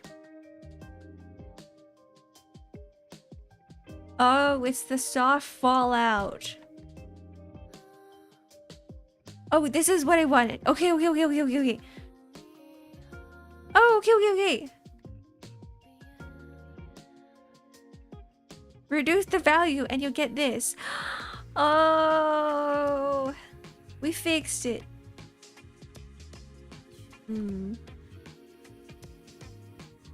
Ah, the TV. I found the TV. Okay, I need to stretch. I have to do more exercise today. We'll keep doing exercise every day. Today is gonna be sit-ups and crunches day. He teaches you. Did he watch this exact same these videos, Josh? Because I feel like you have. I feel like you know exactly what's gonna come up next. It's still grey because the default materials are grey, but you can see there is shadow there. But check this out, we can do even more. So besides just shadow, like you might notice looking at the, by the way, you can bring back a render by hitting F11. I should also mention, by the way, the first time you do a render, I think the first time, like, if you've just opened Blender for the first time and you hit render, it'll have to do a bunch of like shader compilations and stuff like that. It should only need to do that once. It shouldn't have to do it every time you open Blender. We're using Eevee, which is a rendering engine we'll talk about soon. But this Eevee, one of my favorite Pokemon. You render like when you create a new shader. There's Eevee rendering. Wait, like actual like Pokemon Eevee, like quicker for every render. I will stop questioning it. There's shadow here, but you'll notice like in here, there's no detail. Whereas in the real world, you would see like bounce lighting from the end of the plate there. You would see like some crevice information. It'd be darker and things. Oh, yeah, right. He is doing his rendering shadows now. So if you go to your render properties at the top, okay, this has all the information just pertaining to how something is going to be rendered. And by default, ray tracing is turned off, which I think is a mistake. I think they should change it to default on, because so many people don't like Eevee, this rendering engine, because they think it just produces fake looking images. But when you turn on ray tracing, look at how much...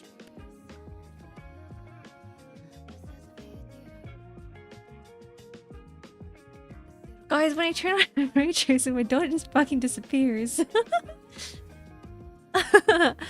Oh no, it's back. What happened? What happened earlier? It just disappeared. Anyway, it's cool. Now it looks semi-realistic. I like this. I love the bounce light. I'll keep this. Better that looks.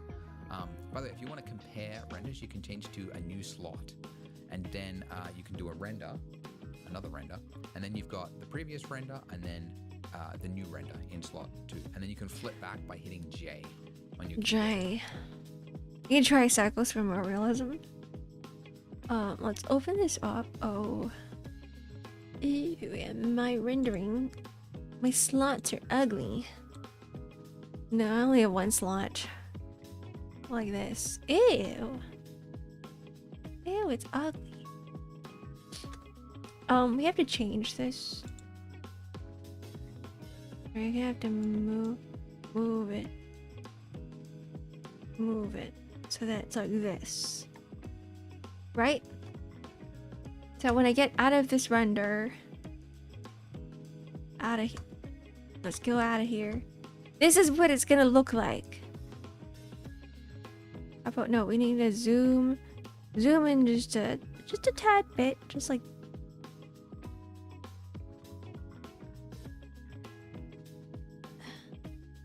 But then you don't see the mug anymore. Grab this mug. There we go. This is gonna be our render. Goodbye, Danish. Thank you for the links. I'm gonna try cycles for more realism. Cycles. The curves. I see performance. I see motion blur. Depth of field. Oh, I don't need depth of field. Film? Render engine. Oh, workbench. Oh, cycles. I'm not sure how I feel about this one. Device GPU. No. We're gonna stick with Eevee. Oh, it's actually called Eevee. Like the Pokemon Eevee. Interesting.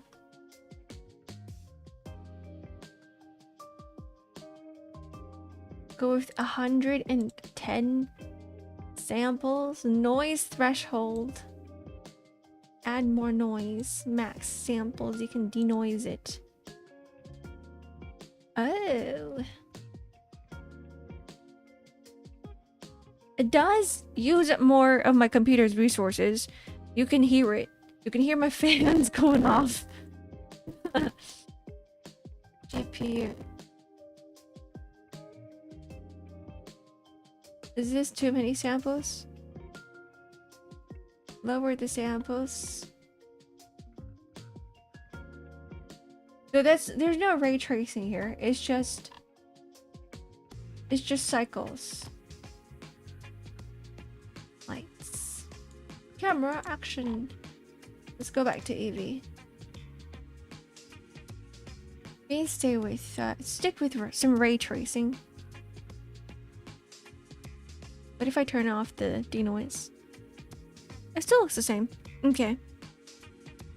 I would have used cycles if only I had supercomputer. Do you hear the crunch? Or is it you see the crunch? Alright, let's keep going. You can like quickly compare settings, which is very useful. But you can see with ray tracing turned on, this is off, turned on. You like it so far? Bounce lighting. So there's some light that's hitting the plate there and it's bouncing up. We've got like more information in the crevices. And it just looks a lot more realistic than it did before. Yeah. We also have reflections when I show you some material properties. So that is something you should have on. So this is great too, because you think about illustrations. You're like, yes, when I shade all my drawings, I have to remember to do bounce light and ambient light, and then all the drop shadows, and then all the other shadows, and calculate distances between the shadows, or the object and the other object for the shadows. I heard the crunch when he said PC fan. That's funny. The time when you're using Eevee. By the way, there is another rendering engine called Cycles, and it is much more realistic. However, it is a lot more. Right, a pentagonal donut. It's honestly, I'm going to show you at the end a comparison between Cycles and Eevee, but it's actually negligible if you know the right settings for Eevee. So I'm going to keep it on Eevee for the rest, which is actually good because Eevee is actually pretty powerful at doing most things. It's just it's a game engine style, so it's a rasterized rendering engine, whereas Cycles is a path trace rendering engine, much more computationally heavy, whereas Eevee is much more faster. So we're going to keep it on Eevee, and I'm going to show you how I don't really see much of a difference. I don't think. Flip it to Cycles, so if you want to see that final result, you can get it, but we're not going to start there because it's just not necessary, and I don't think most people will actually need it. Okay, so I'm going to talk about some materials, but first, you'll notice like it's kind of annoying to have to like render something, like go to render it every time you want to see an image like that. And thankfully you don't have to, because in the top view here, these little icons, there is a mode here called render view mode. And this puts the render in real time. That's what I was doing. I don't have to hit the render to wait to see my result. I can see it in my viewport. So it used to be that like rendering engines were so slow. They were. Really, the first 3D model I was doing, it took me 3 hours to render and my PC blew up. Anything as good as this, right? But now rendering is like, and computers are so fast that we can just have rendering running constantly whilst we are working, and it's usually not computationally heavy. So this is Eevee, which is the much faster one. Cycles would be a little slower, but still. Anyways, now that we're in render view mode, let's talk about materials. So let's start with the most different material. Let's go with the icing. So looking at the icing here, if I want to make this look pink and change its overall appearance, if I go down to my material panel down here, or material properties, and then I can just click on new material. And now I've got a bunch of different options here. Okay, and these all do different things for the surface appearance. Like metallic will make it look like metal, right? Roughness. You guys want some aluminum? Some aluminum donut. Wait, it's not working. Oh, I have to go into render. Oh no, it's the mug. Okay, hold on. Hold on. Ooh. Oh yes. A silver donut. We shall make it gold. Oh yes. How appetizing. It's actually not bad. Might break some teeth, but it still looks good. Lead donut. Reflection looks. The base color, this is like the main one you want to change for almost So, every object. This is just I the want base this color to be of the blue. object. So obviously, I can make that look Not pink, metallic. like that. Let's pull in here a little bit closer, focus on that. So I can make it look nice and pink. The other thing is it's looking like way too diffuse. It's almost like a chalk looking icing. But if I bring this back, I can make this look more shiny. I don't want to go like too far because then it's like mirror reflection. I'm not getting a mirror reflection. Is it because my color is like blue? What if I were to make it like his pink? I mean, I think it's oh, I see. Okay, I see what he's talking about. It's gonna be like pastel blue donut. There you go. This is an Ark donut, by the way.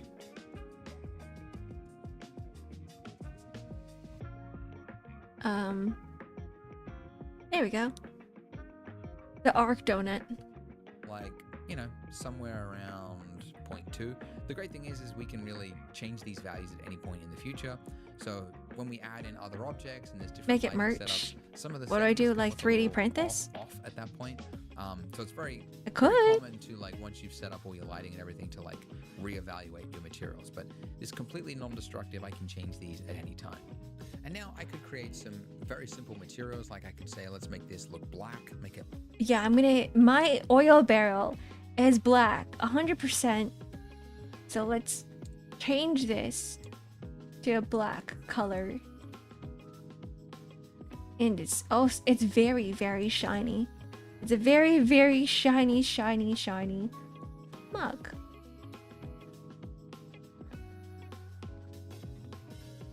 That's my oil barrel. And then we change the plate too. It will be white. And it will be somewhat shiny, not too much. I wish we could add some design to it. I wonder if later on there's a way for us to do that.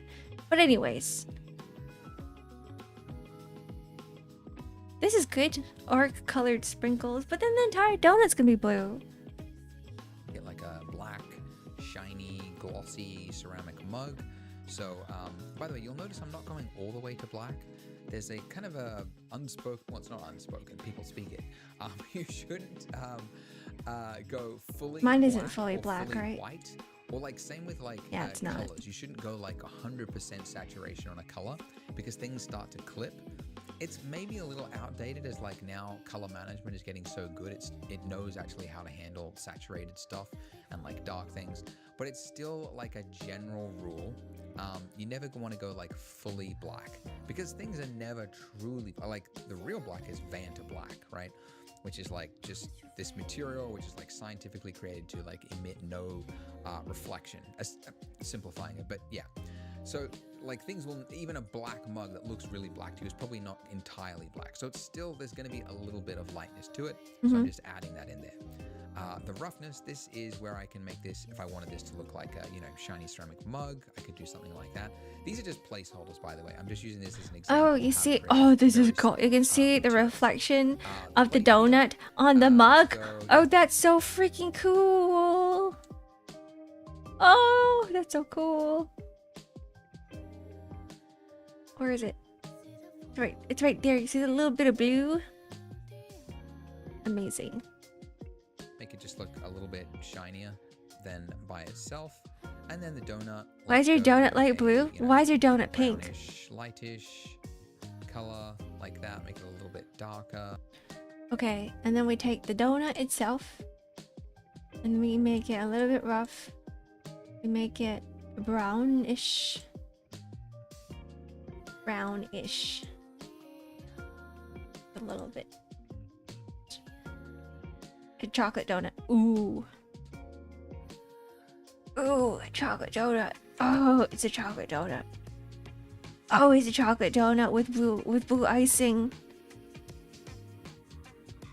I gotta make it a little bit more rough around the edges. Oh, this looks average. This is my donut, guys. This is my donut. I would eat this. Like so. Another value, which is super important for something like icing and the donut, and it's really important for just two things, which is food and characters.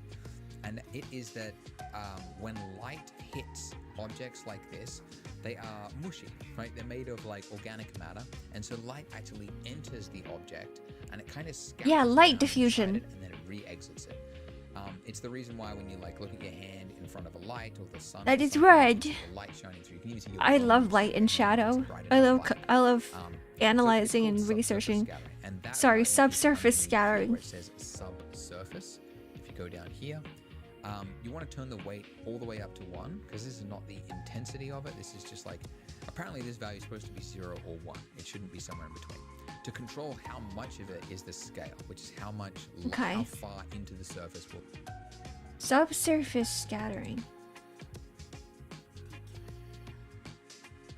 Where? He's under materials still. He's still under materials. It's under diffuse.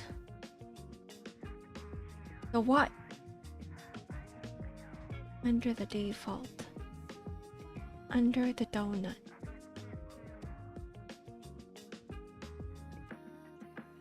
You gotta go back. I don't know where to find this menu. Preview surface. Oh.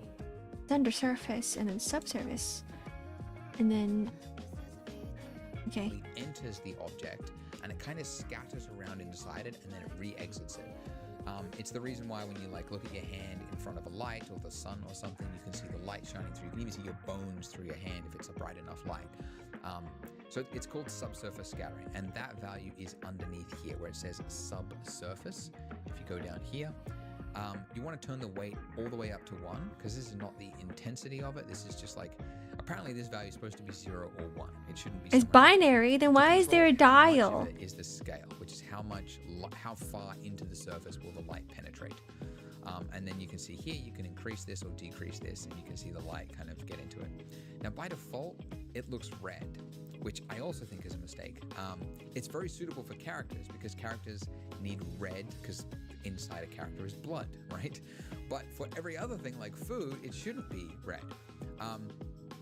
And confusingly, and I know there's a mathematical reason for this because of how light and the physics of things, but like different wavelengths travel at different speeds, right? Inside. That's why we see red more often. That's how I understand it. So they've made the color of the subsurface R, G, and B separated here. So you can see we've got red as 1, then we've got green as 0.2, and then blue as 0.1.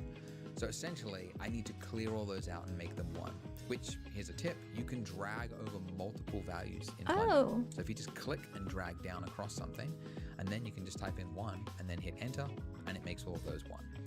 And then now I can, tweak this. I can make this look a little bit more milky like that. But we can, we can adjust those. I'll do the same thing for my donut here. Give it some subsurface, turn that up, and then I'll set this to 1. And then, let's just leave it at the default value. But you can see that that's with subsurface on. Actually, let me bring the camera in. All right, I'm gonna go lock it, bring this in, and I'm gonna do a before and after render. So this is how you can use these slots. So this is with subsurface on, then I'll go to slot 2, and now I'm gonna select this, and then I'll turn it off. And I'll do another render. And now hit J back and forth. So that's the difference. Oh, it's stretch and hydrate. Thank you, board man.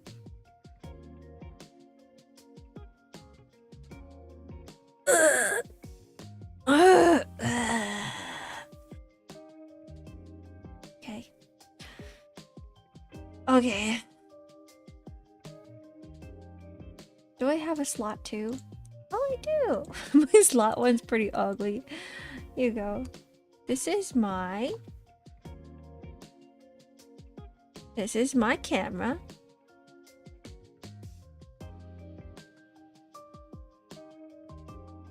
It looks nice. I like my donut. I like my donut. I actually think I'm gonna rotate this R by the Z axis. I want to rotate it towards a better angle because I don't like the look of this angle. What's a good angle? Oops. RZ. This one? RZ again. Maybe this. Maybe this is what we have. That subsurface can make to something.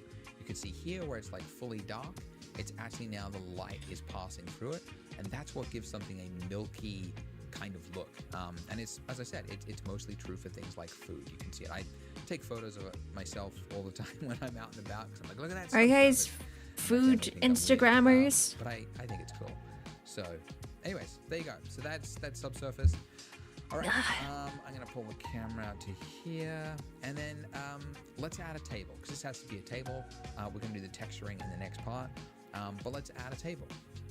Now, normally, if it was a table that you were, make sure I turn that off while I orbit around. Yeah, if this was a large scene, right? Yeah. Whatever you would have to do, like model an actual table. Yeah. If you know the camera is only gonna be here. Yeah, blender food. Yeah. Except the top surface. So all we need to model. Get me my salmon. Shift A, plane. Plane. That's it. Brother, where's my plane? Go, move it. Okay. How about we get rid of that? We're gonna shift S selection to active. Excuse me. Mesh plane. Make this bigger. And then I'm gonna move it down. GZ is the plate going. Oops. G. Is there like a easier way to like check if everything is touching mug? GZ. There we go. Now everything should be on the table and not going through it. All right. And then we grab the plane, right? Add a new material. Unless we can add texture. New texture. Images. Clouds. Marble. Wood. Color. You know what? I think I should just watch the tutorial. That's it. That's our table. I just have to scale it up a little bit. But this is our table. It's actually really common in 3D if you look at like breakdowns of 3D scenes in movies and stuff. Everything is fakery. They're just like buildings are cards. There's a snapping tool. Like a plane with a texture slapped on it. Oh. Nothing is real. Huh. I should probably look into that later. Moves, they might have to like model things properly, and people go like, "Oh, I have to model it now." But like if the camera's here, it doesn't matter. Just make it a plane. Wait. There you go. Wait. Let's grab the plane. Right. Have the plane. Let's do Control S on the plane.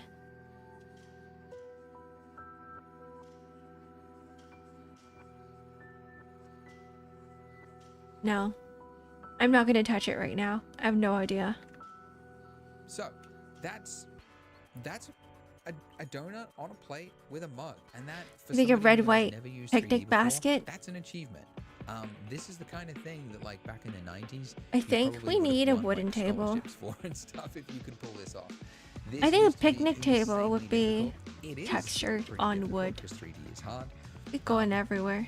But yeah, if you have if you It knew would it, work this though. should make I you think that'd be proud that cute. you pulled this off. If you want to save this, by the way, you can go image and then go save, and you can just save an image. PNG, you got all the options, JPEG, etc. Just grab the plane However, again. if you want to make this look good in the next parts, we're going to be making this look much better Oh yeah? by doing some texturing and making our table look good and adding some ceramic textures and things to different objects.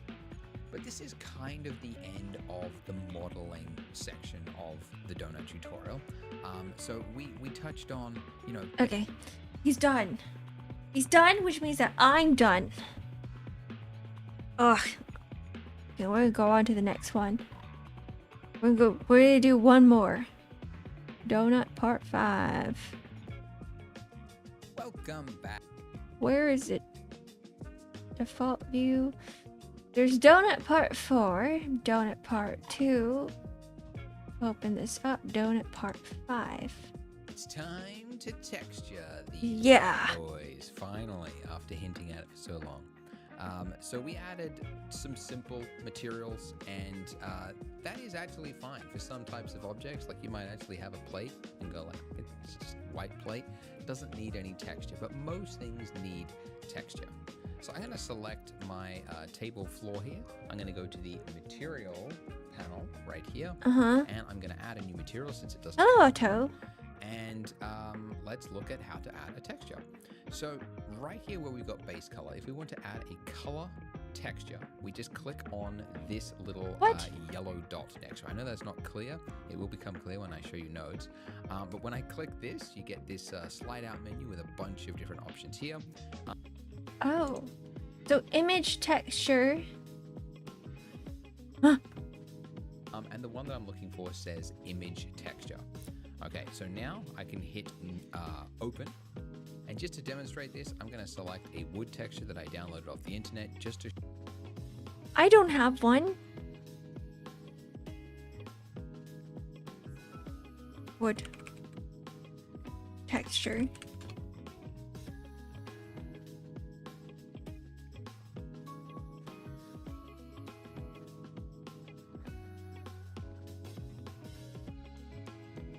How come his is like black and white?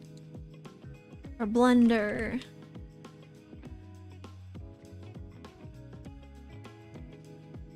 Go back.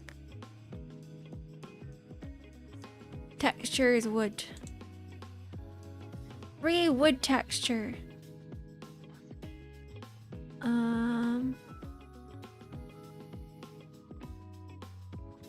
Maybe I'll go with this one.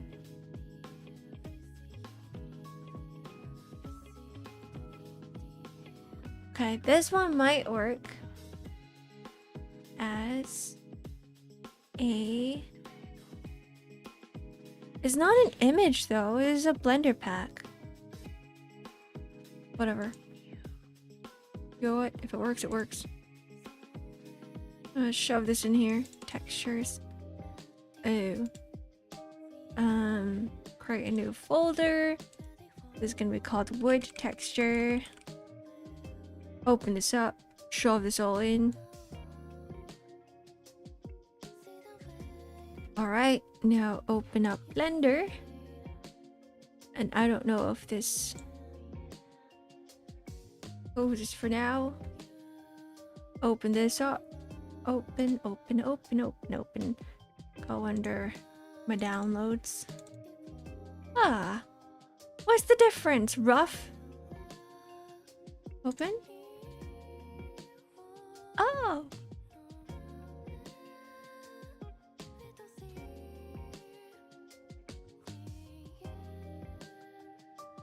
I think this works. It's kinda...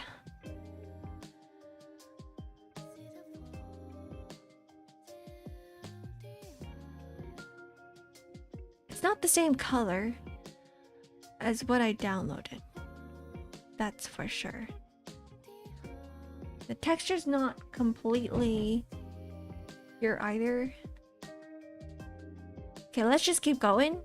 just keep going. show you how this works.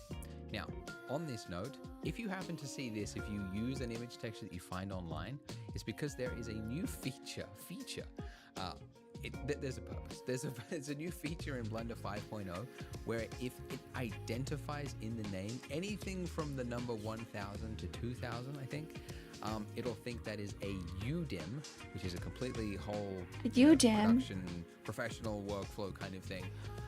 It'll think it's a UDIM.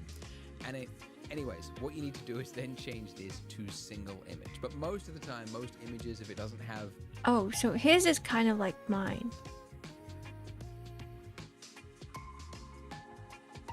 Kind of.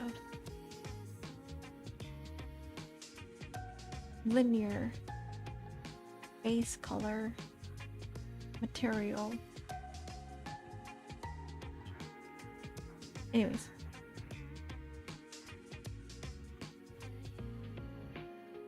Okay, single image. Those numbers are a string at the end. It should just load in fine. Anyways, Rose Devil, hello. Welcome in. You wanted the table to look wood, right? We're not going to do that, but you know, just to show you. You would see that's very reflective wood, right? But there is no bump information. Okay? Yeah, he's right. And that is because, of course, the 3D software doesn't know that there's supposed to be crevices here, right? Little dips in between the table, the fine tooth grain of it. It has no idea because it's just taken with a single camera. It would have no idea how to guess what that true information should be. I mean, there is technically a way to guess it, but it never really turns out well. I hope we don't have to like manually extrude everything, because that would be about texturing in 3D. That would be a lot. Image textures, like textures from the real world. You don't just grab a random image texture that you find online. Does it mean we have to use this one? PBR textures, which stands for physically based rendering textures. And there are many different places. Why is it on my apartment's flooring? Oh no! The best website that I think is Polygon. POLIIGON.com. The link is below. And I think it's the best website because it's my website. It's my company, which I created 10 years ago, and it is now the fastest growing texture library online. So we've got photographers all over the world, and they use specialized equipment to go out into the world, and they capture surfaces, usually like photograph the surface like hundreds of times, which is what enables you to actually capture that's all cool. Of that height information. Hello, bump, Stubby Myron, welcome in. The shininess, reflectiveness of materials, and actually capture all of the maps that you can see here. Oh, for example. that's These cool. weird looking maps is exactly what Blender needs to make the material look realistic. So we've got a bunch of different categories. Obviously, like almost anything you want to create, you can find the textures on here. But for just this tutorial, if you go to polygon.com/doughnut, the link for that is also below. But this has the He's got a donut texture. Textures that you'll actually need to follow. He's got an actual donut texture. Oh my god. Okay. Polygon textures. Donut. There's two of them. He's got a regular donut texture and then a flaky donut texture.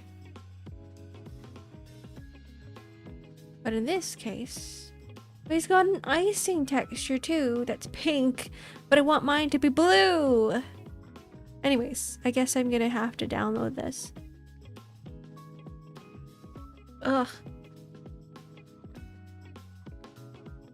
Ugh, they want me to log in. Fine. Select your software, Blender. Select your render engine, Eevee. Download. There's a Blender add-on? Sure.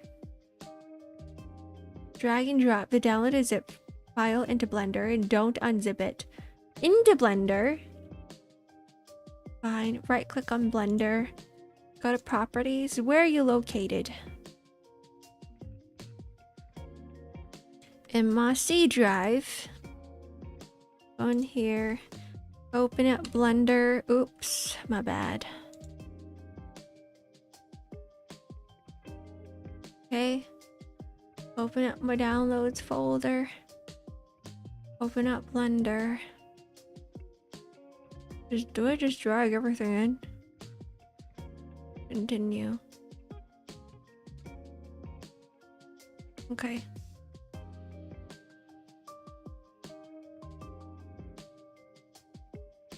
I wonder if I could just, press N. Do I have to reload this?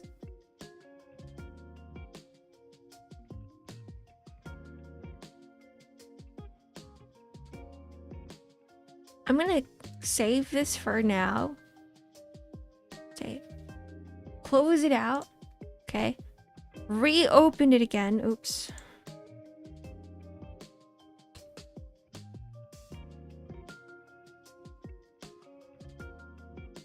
Open up recent mug. Right. We have our textures here. What do you mean by open up M? Click the polygon tab.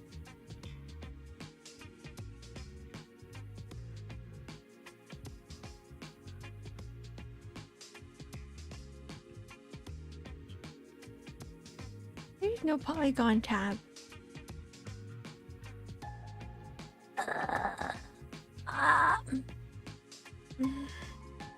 Hello, Mark. Welcome in. It's almost morning now. Good morning. Good morning, Mark. How are you doing? How's everyone doing, by the way? You guys still alive? Because I'm not.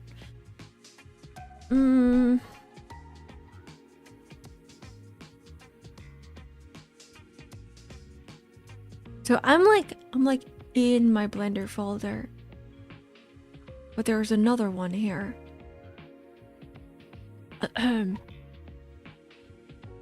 He said, install in 3 easy steps. Drag and drop the downloaded zip folder into Blender.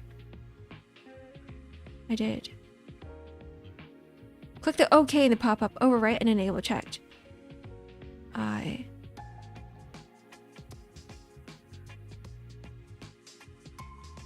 There was no overwrite. There was nothing to overwrite. There was literally nothing to overwrite. Did you make your important call? I did. I made it. I made it. I need to book an appointment, and I did. So I have an appointment tomorrow at noon. So, I mean, stream's still gonna be long. It's a phone call appointment. So I should be fine. I think. You made your cereal today. Like, is that your breakfast? That's good. I don't get it. Cereal is a good breakfast. A lot of fibers in there.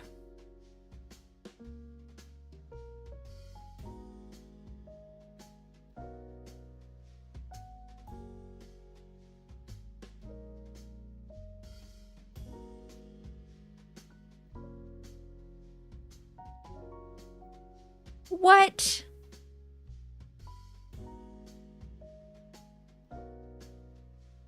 Oh, you're supposed to literally drag and drop it into Blender, not into the Blender folder. Oh my goodness. There we go. Overwrite, enable, uninstall.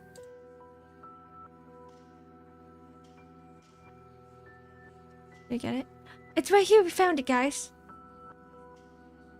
Am I a hobbyist? I'll just call myself a hobbyist. Did we find it? There it is. Download 2K. Okay. Apply. Apply to our donut. Oh! So I can't have a chocolate donut. It has to go with, it has to be the shape. It has to be like this. Search. Icing. There There's no pink one. What a shame. I mean, so, there's no blue one. Back. This one.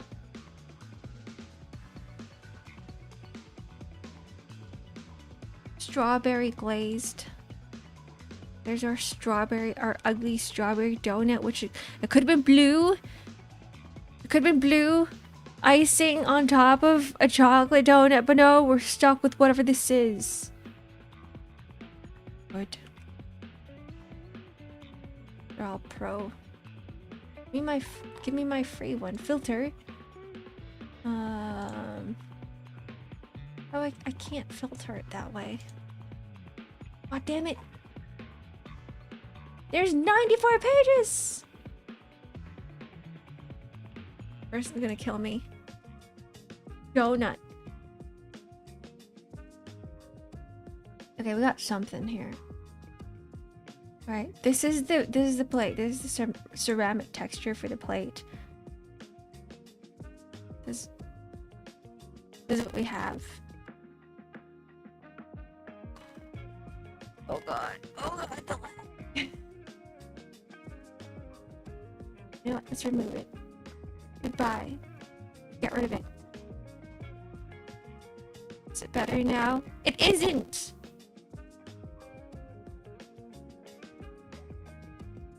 Oh no. Okay, you know what? Let's just keep watching the video. Or continue. And keep the blue, that's true. I should have just kept the blue. I should get rid of the icing, it's making me lag. It's white now. Back to our materials. Make this blue. It's shinier. Working. No, the donut material is making me lag like that. There we go. I guess this kind of works. I think the 2K design, the 2K donut's a little bit too much. Do you have like a lower resolution? We're gonna do 256 resolution instead of the 2K one. Alright, go back to the donut, apply 256.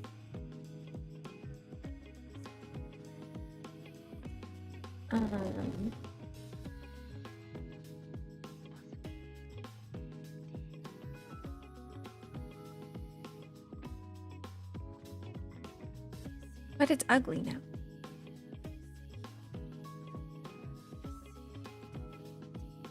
But it's ugly.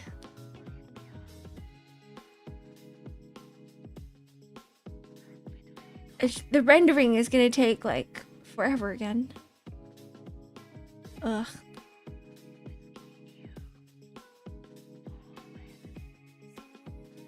Check mic and stream lag. The Robo Arc. It's a thing because this is taking forever to render. And my GPU is like, nope. Nope. It's a 2K donut.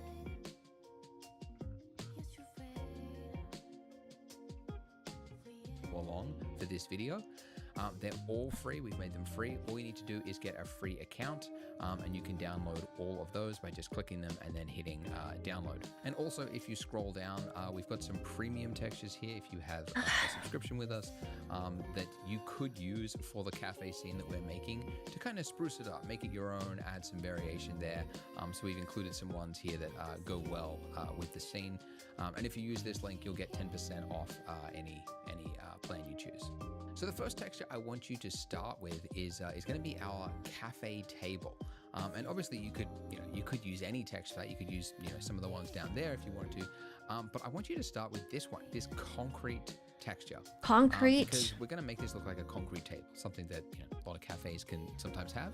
Now we actually have a Blender add-on which makes downloading and importing these things even simpler, but I want to give you the traditional way to import PBR textures first so that you know how to use PBR textures just flat, and then I want to show you the easy way after.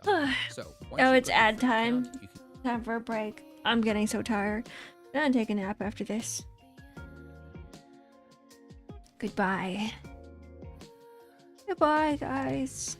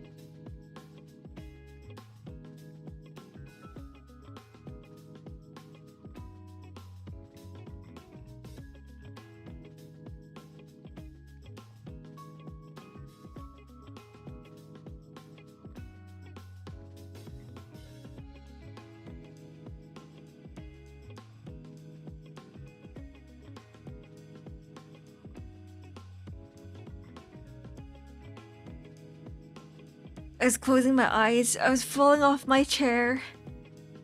Ugh. I need a good nap after this. I do need to rest my brain. But we're almost there. And come back here. I think we're very close to it. He's just promoting his stuff right now. Texture. You probably don't need it. You could probably get by with 4, but I'm gonna get. What do you mean you could get by with 4? I could barely get by with 2K. A zip file like here. That's crazy. That's insane. I'm gonna do the same for the bottom. Join left. All of those. A nice, clean, delit concrete floor texture, but the same problem. We don't have that height information there. And that's because, just like before, we've only loaded in information into the base color. So it's almost like this has been printed on cardboard. That's kind of the appearance there. So we need to load in the other PBR texture maps, they're called. All of those different images. Drink some wine before napping. How about I drink wine right now? And do them the same way by like clicking this little dot and then go image texture. But it's very fiddly, and this view here, you can probably tell, is like, it's not designed for like complex texturing work. If you want to do complex texturing work, you should click on the shading tab at the top of your screen. There's a shading tab. Looks completely different. What? Shading?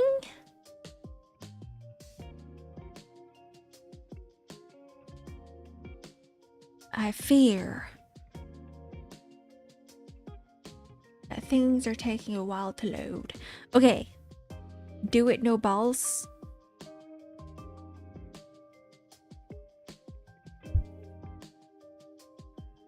I have 4 balls. I have 4 of them.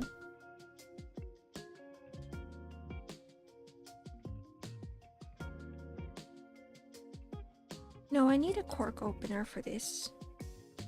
I need a cork opener. This isn't one of those, it's one of those caps that you need to like shove like one of those cork drills in it and then and then you open it. It's not one of those, it's not one of those bottles that you can open easily. That's definitely not. Definitely not. You can't. Ugh. I got the lid off though. League folder. League folder? Did someone say League of Legends? I hate the hard to open wines. It is what it is.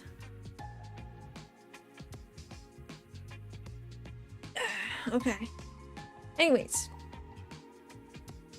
Different. You've got a 3D view at the top. You've got these nodes here, which are very useful. And then you got 2 over here that I think are kind of pointless. I don't really think they should be here.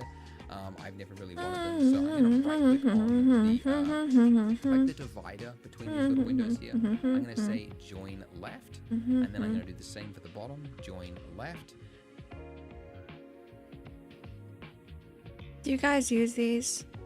Oh, there's my League folder. Oh, this is my documents. This is League of Legends. This is what you guys are seeing. You're seeing League of Legends in my games and the old new Explorer and PowerShell and Schoost. Oh, I see. Anyways, join right. Oops. Fuck. Oh shit. It's supposed to be join left. Now I got rid of it. Now I don't know how to make it come back. No, this sucks. Guys, all you see is League of Legends now. Oh no. How do I make it go back, Josh? Join left. Now there's nothing! I got rid of everything, guys. Now it's tragic. I have to go back to my normal windows. So go back to regular layout for now. Go back to shading. Yeah, it's still messed up. I got rid of everything. Go back to scene, view layer. That's not it. Where'd it go? Where's all my things? It just sucks. Shift delete enter on the League folder. No, but it's League of Legends. I was on my way to first in TFT on my own. I had to cut it short for structure fire. God damn it. It was, yeah, that is tragic. Now we lost everything. It's a sign you gotta get on the Rift Arc. Is it time to stop? Is it time to take a break from Blender? It's just, things are just getting worse and worse, man. I'm just like, I don't know where my windows went. So I'm trying to get rid of this one, so it's joined to the left, right? So, join left. Please tell me I'm clicking on the right one, please. Okay, thank God. Okay, so we got rid of that one. But my entire layout's just messed up. How do I change it back to default? Right click?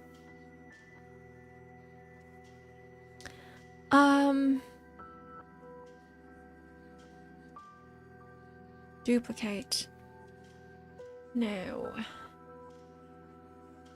No, that is not it. So what are these called? Active workspaces? Okay, Blender, get back to default workspace. File load factory settings. But I don't want everything to be back to default.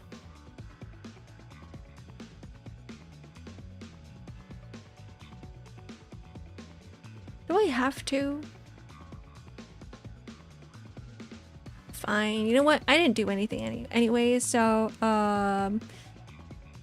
let's go to, let's reopen our mug, okay? Go back to shading. Oh, okay. So join left and join left. I would love to know how to get back to that screen after I got rid of it though. Anyways. Now, I mean, I don't have the other textures on here anymore, which is good because it means that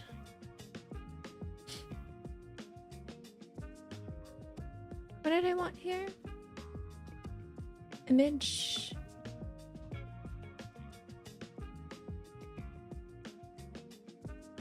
I don't get it.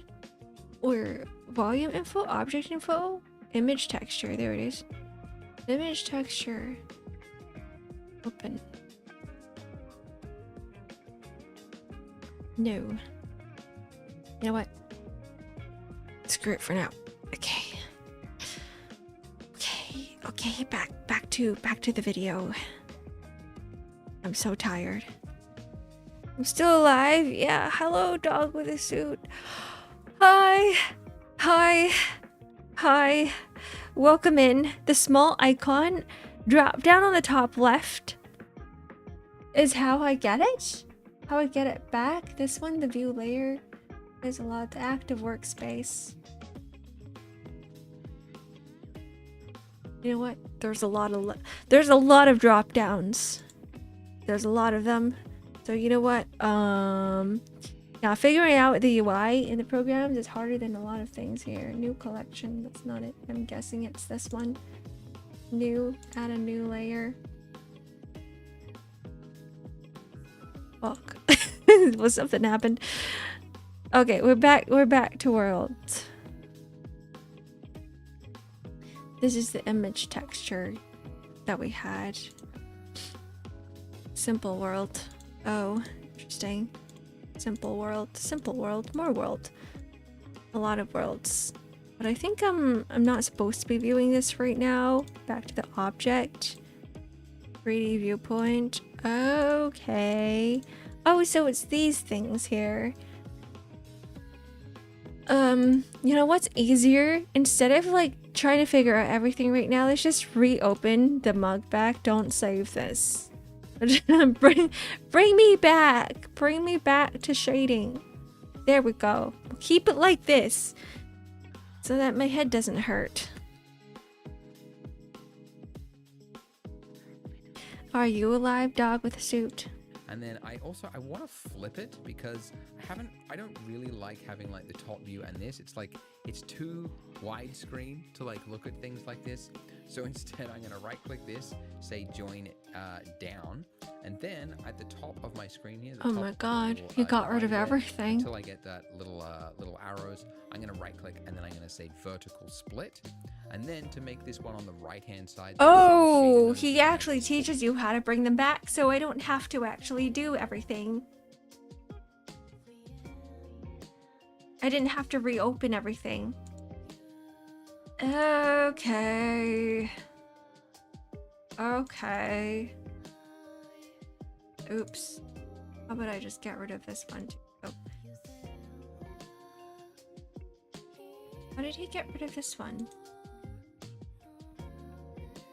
I gotta go back again. Of my screen here, the top of this, it's like it's too widescreen to like look at things like this. So instead, I'm gonna right-click this, say join down. Join down. Right click on this one. Right click on. Get rid of the vertical split. Join. So this one join right first of all. So bring that back in and then join down. Okay, and then we do that again. We do horizontal. Oops, that's horizontal split. My bad. Join back down. Okay, vertical split right down in the middle. Down, and then at the top of my screen here, the top of the little divider there, until I get that little arrows, I'm gonna right click and then I'm gonna say vertical split. And then to make this one on the right hand side, those same shader nodes that we had from before, click from this little drop down at the top. By the way, if you don't see it, you just have to like middle mouse, like grab and pull across, and you will get all the way to the end there. But yeah, if I click that and then go shader editor, then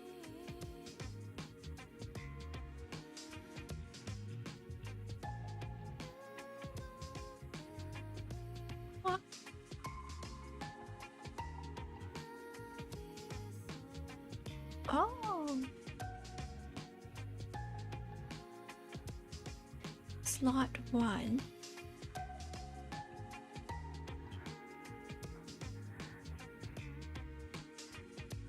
nodes that we had from before, click from this little drop down at the top. By the way, Where's his cursor? I get that little arrows, I'm gonna right click and then I'm gonna say vertical split. And then to make this one on the right hand side, those same shader nodes that we had from before, click from this little. Okay. This one.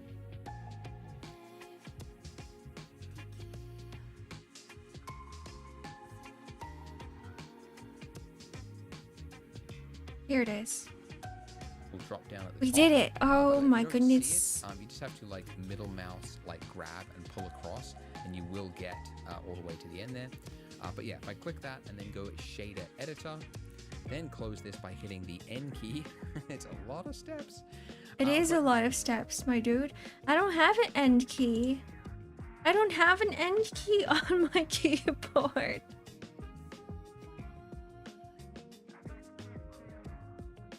Escape doesn't work. We'll just do that.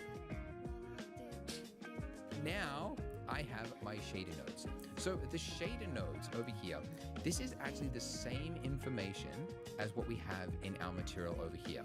For example, if I was to adjust this roughness, you can see that it's adjusting both of those values there. And when we added in this and we clicked image texture, it was basically in the background adding in this. The N key and not the end key. Oh my god. You're right, Josh. You meant the N key, not the end key. This node here, which loaded in the image texture.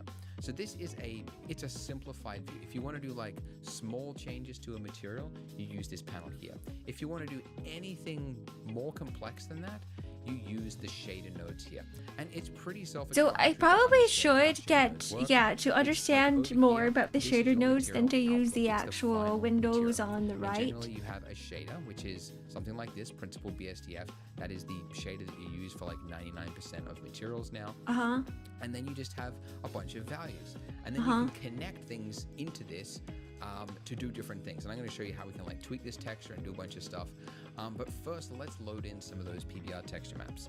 By the way, if you're wondering, the view on the left-hand side of the screen here, why does this look different? This is because, and again, a middle mouse drag along the top there. I like how there's a background. We talked about the 3D viewport. We talked about the rendered view mode. We didn't talk about this one. This is the material preview mode, and it's literally designed for previewing materials because it loads in a like fake world view around it called an HDR, which you can actually swap out here, so you can see, different types of environments. Wait, how did he do it?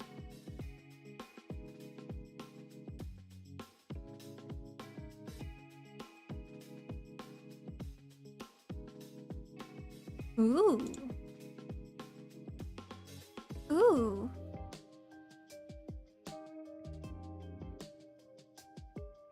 Oops. Oops. Donut.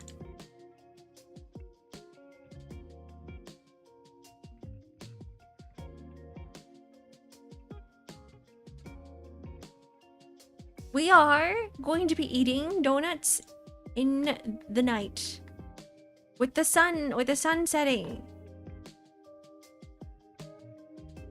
But it's a way to like quickly visualize a material without having to like change a bunch of lighting to understand how the material is going to look, because materials look very different in different lighting setups. So it's actually a very useful mode, and it makes sense. It's called Material Preview. So let's load in another image. So I'm going to hit, I could hit Shift A, or I could just go Add at the top of the screen there. It's cool that Blender's hotkeys are the exact same ones everywhere. So Shift A is the same as Shift A. There, right? Add. And I'm going to go Texture, and I'm going to say Image Text.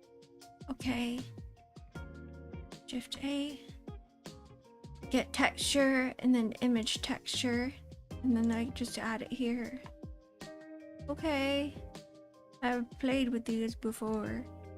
Or I'll connect this too. I don't know. I should probably not do anything yet. Texture. Okay. And now it's just asking where you want to drop it. So I can just drop it anywhere. And I'm going to click Open. Then I'm going to navigate to that folder where all of the images are. And the first one I'm going to load in is this one called _normal, the purple one. And it's, you can remember it as the normal map because it's normal to ask, why is that purple? That's how I remember it. Then, yeah, just hit open on that. And the place that you would put that, you could guess, is the normal input, that little... The normal input? Where's the normal oh. Oh. Purple input there on our shader there. So the way you connect something to something else is you just, where there's a point, you just click that point and you just... Because it's essentially a color.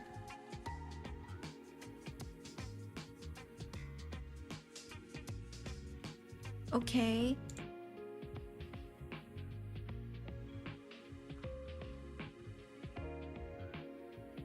Okay. Under my downloads, I have a wood texture here. And I think his is a JPEG. Open.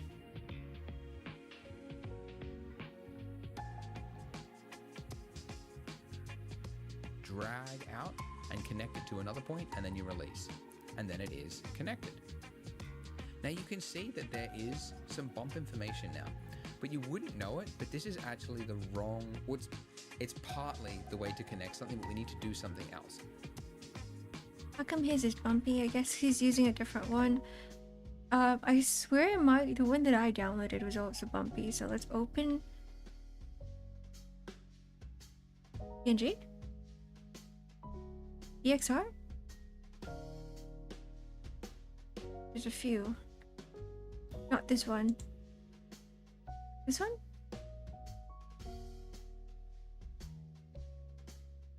Oh, it's this one. Okay. It is this one. I see a little bit of bumps, just a tiny bit. But there's also another one. That was the one that I opened. Hello, Sentience. Welcome in. Yeah, it's definitely not the PNG. It's definitely the EXR file. Not this one, it's this one. There we go.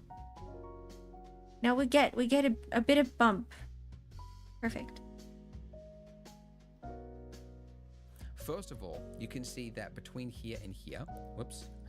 Good morning. We've gone from a Good yellow morning. input to a purple input. Did you just wake up? Now, it's I okay want to go from, to sleep. Yellow to gray, because gray just means grayscale, so you can go from color information to gray information. That's fine. But normal is like vector information. Yeah, without getting technical, like the normal is the way the face is, like that invisible line of Are you the gonna eat faces, breakfast and now? this is like faking which direction each of those pixels has.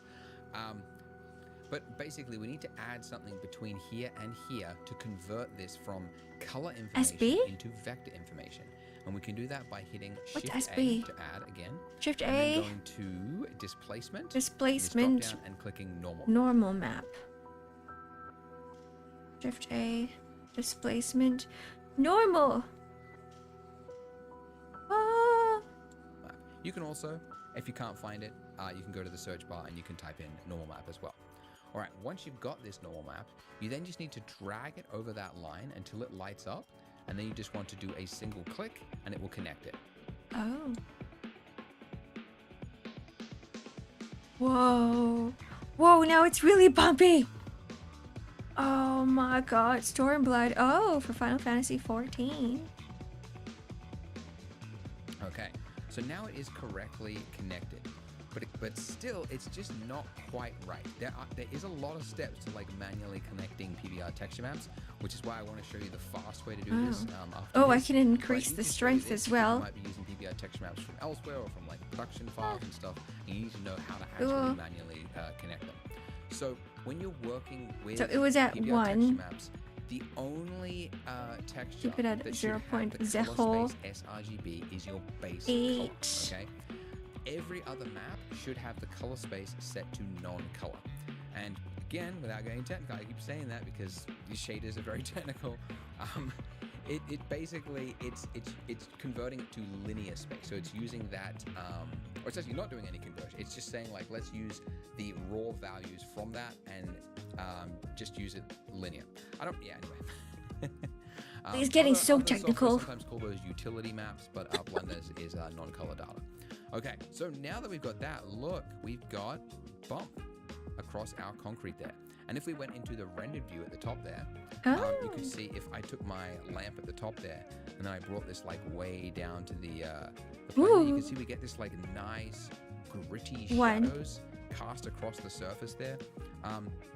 And this is how you make materials that look realistic. You can't get this information any other way than by very expensively capturing these surfaces. And I know that because I've seen the bills. I know how much it costs to capture surfaces like this. And it can be So can I do the same with That's where we doughnut? started. And over the years, we've got that price way down. Okay, so let's try it here too. So A, we do texture, image texture, put it down. I don't have an image texture for this. I'm gonna turn this donut into wood. It's gonna be a wooden donut now.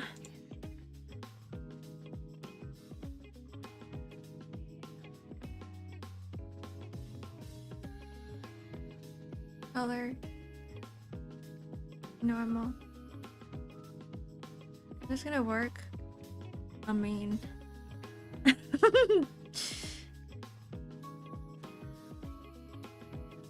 Open up. What was it again?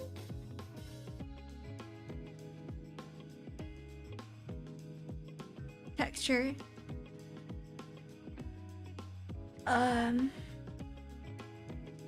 No, I'm gonna have to remember. But it's a very expensive capturing process. It's not easy to do. It's not fun. It's very boring to do. So unless you really want to go into that space, it's not something you want to try to do. Anyways, so that's the normal map, but there is another map which is useful. So I'm going to hit Shift A to add another map, and I'm going to say texture, and I'm looking for image texture, okay? And then I'm going to click open on this, and oh, we weren't done. Shoot. Let's just close this for now.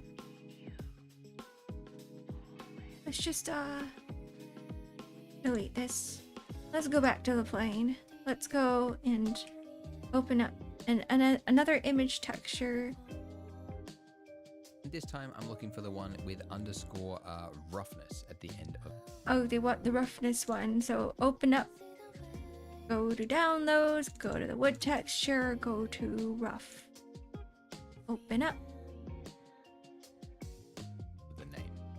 Okay, and then just like before, I need to make sure my color space is set to non-color data. Non-color color space is non-color data. Non-color data again. And then finally, I want to drag this out to plug Oh, to the roughness.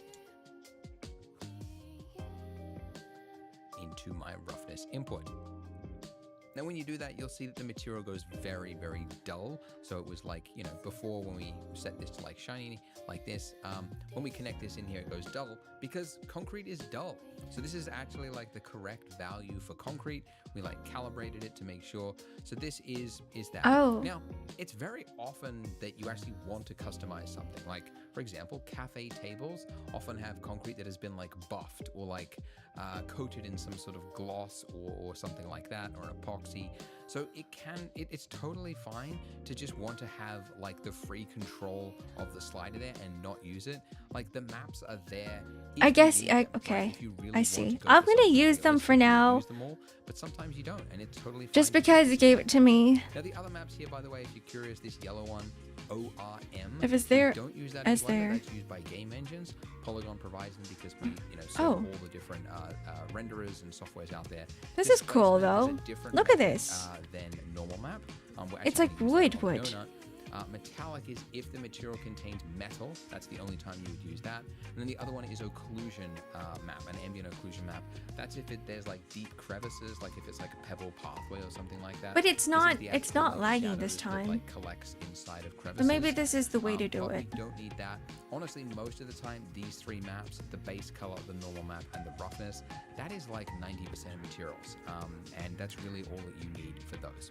But it is still very finicky to do this, right? Am I wrong? Like having to remember the color space and connect this and convert that, and like even just these three There's a lot changes to was, memorize. like 30 clicks. Yeah, my So brain's about to that's why explode. Most people that are dealing with PBI textures don't want to have to do this. They want to use an add-on like the Polygon add-on. So at the top of the page, Polygon at the top there, which means it has been successfully installed.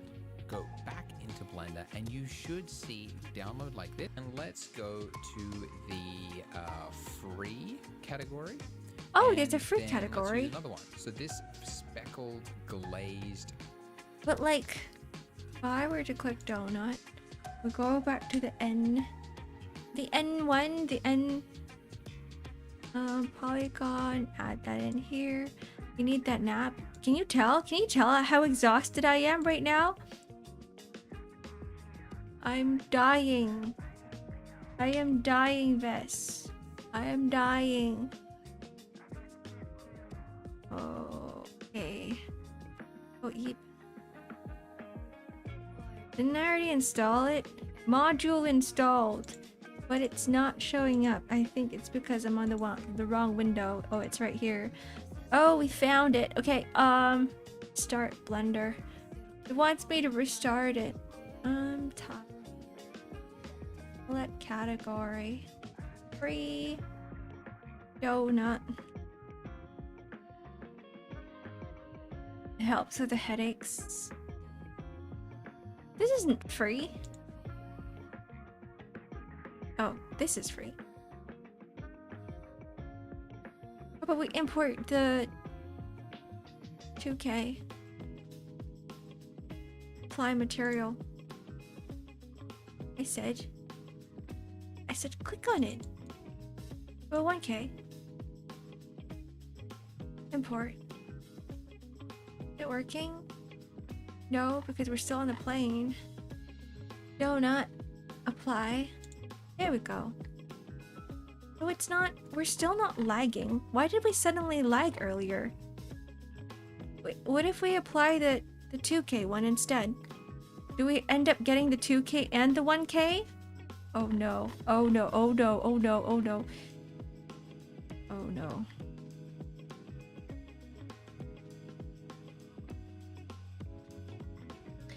Grandma needs to sleep.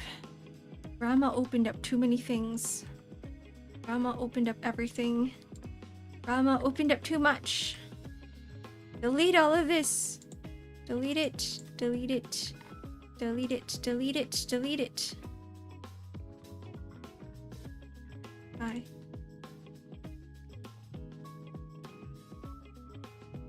We're not lagging. We're good. Okay. Delete League 2. But League of Legends makes me feel better. No, the reason why I didn't install Linux on this computer is because of League of Legends. That's my one sole reason of going on. It makes me want to live. This, do you understand? League of Legends makes me alive. Ceramic plate. There, it's the correct material. Why isn't it showing up on our object? Right? So this isn't a fault of the texture or anything like that. This is to do with texture mapping, which it's is an oxymoron. Being alive and playing League of Legends. No! Textures not 2D, for me. Right? 2D. And our objects are obviously not for me. 3D. So how do you apply a texture to an object? How do we apply it to an object? And the most common way is to use UV unwrapping, which is the default method, which is what it's actually looking for right now. You can see that's the texture coordinate that it's called in is UVs. What? Okay, you know what? You know what? We're we take a break. Oh, this is so much. This is so much Blender Guru. This is too much. I think we're just gonna get through like one part per stream instead of trying to memorize so many things at the same time. UV unwrapping mentioned. I was like, all right, we're going to the UV part. This is it. This is it, guys. I'm not about to learn about a whole new thing about UV unwrapping. Okay. Are we still here? Oops. Look, that's my merch. Alright. Alright. I'm going now. I'm leaving now. What is happening tomorrow? Ugh. Let's go take a look at my schedule. Hotkeys keep hotkeying. And I don't know why.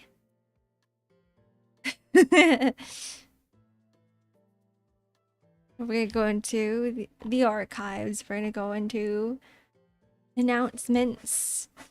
Tomorrow is gonna be either 1, unpacking, or 2, whisper of the house. We're almost done unpacking everything. We're almost done taking everything out of the boxes and putting things away and learning about this girl's life.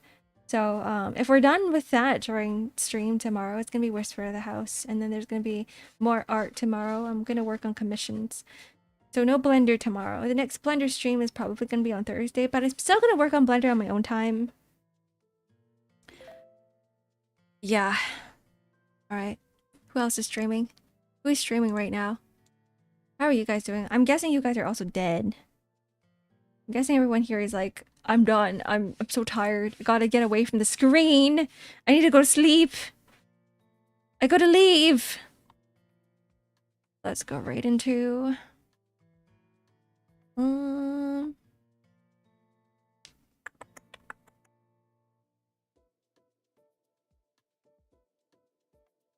No, this isn't gonna work.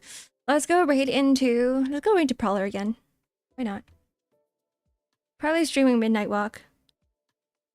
He says, happy Monday. Oh, this game is past my bedtime.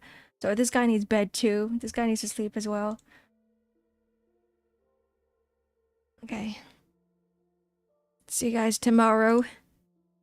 Tomorrow will be a more awake day. I need to open up this wine bottle. I need to open it up for tonight. And then we can finally be merry. Have wine. Alright, see you guys. Goodbye. Enjoy the rest of your day.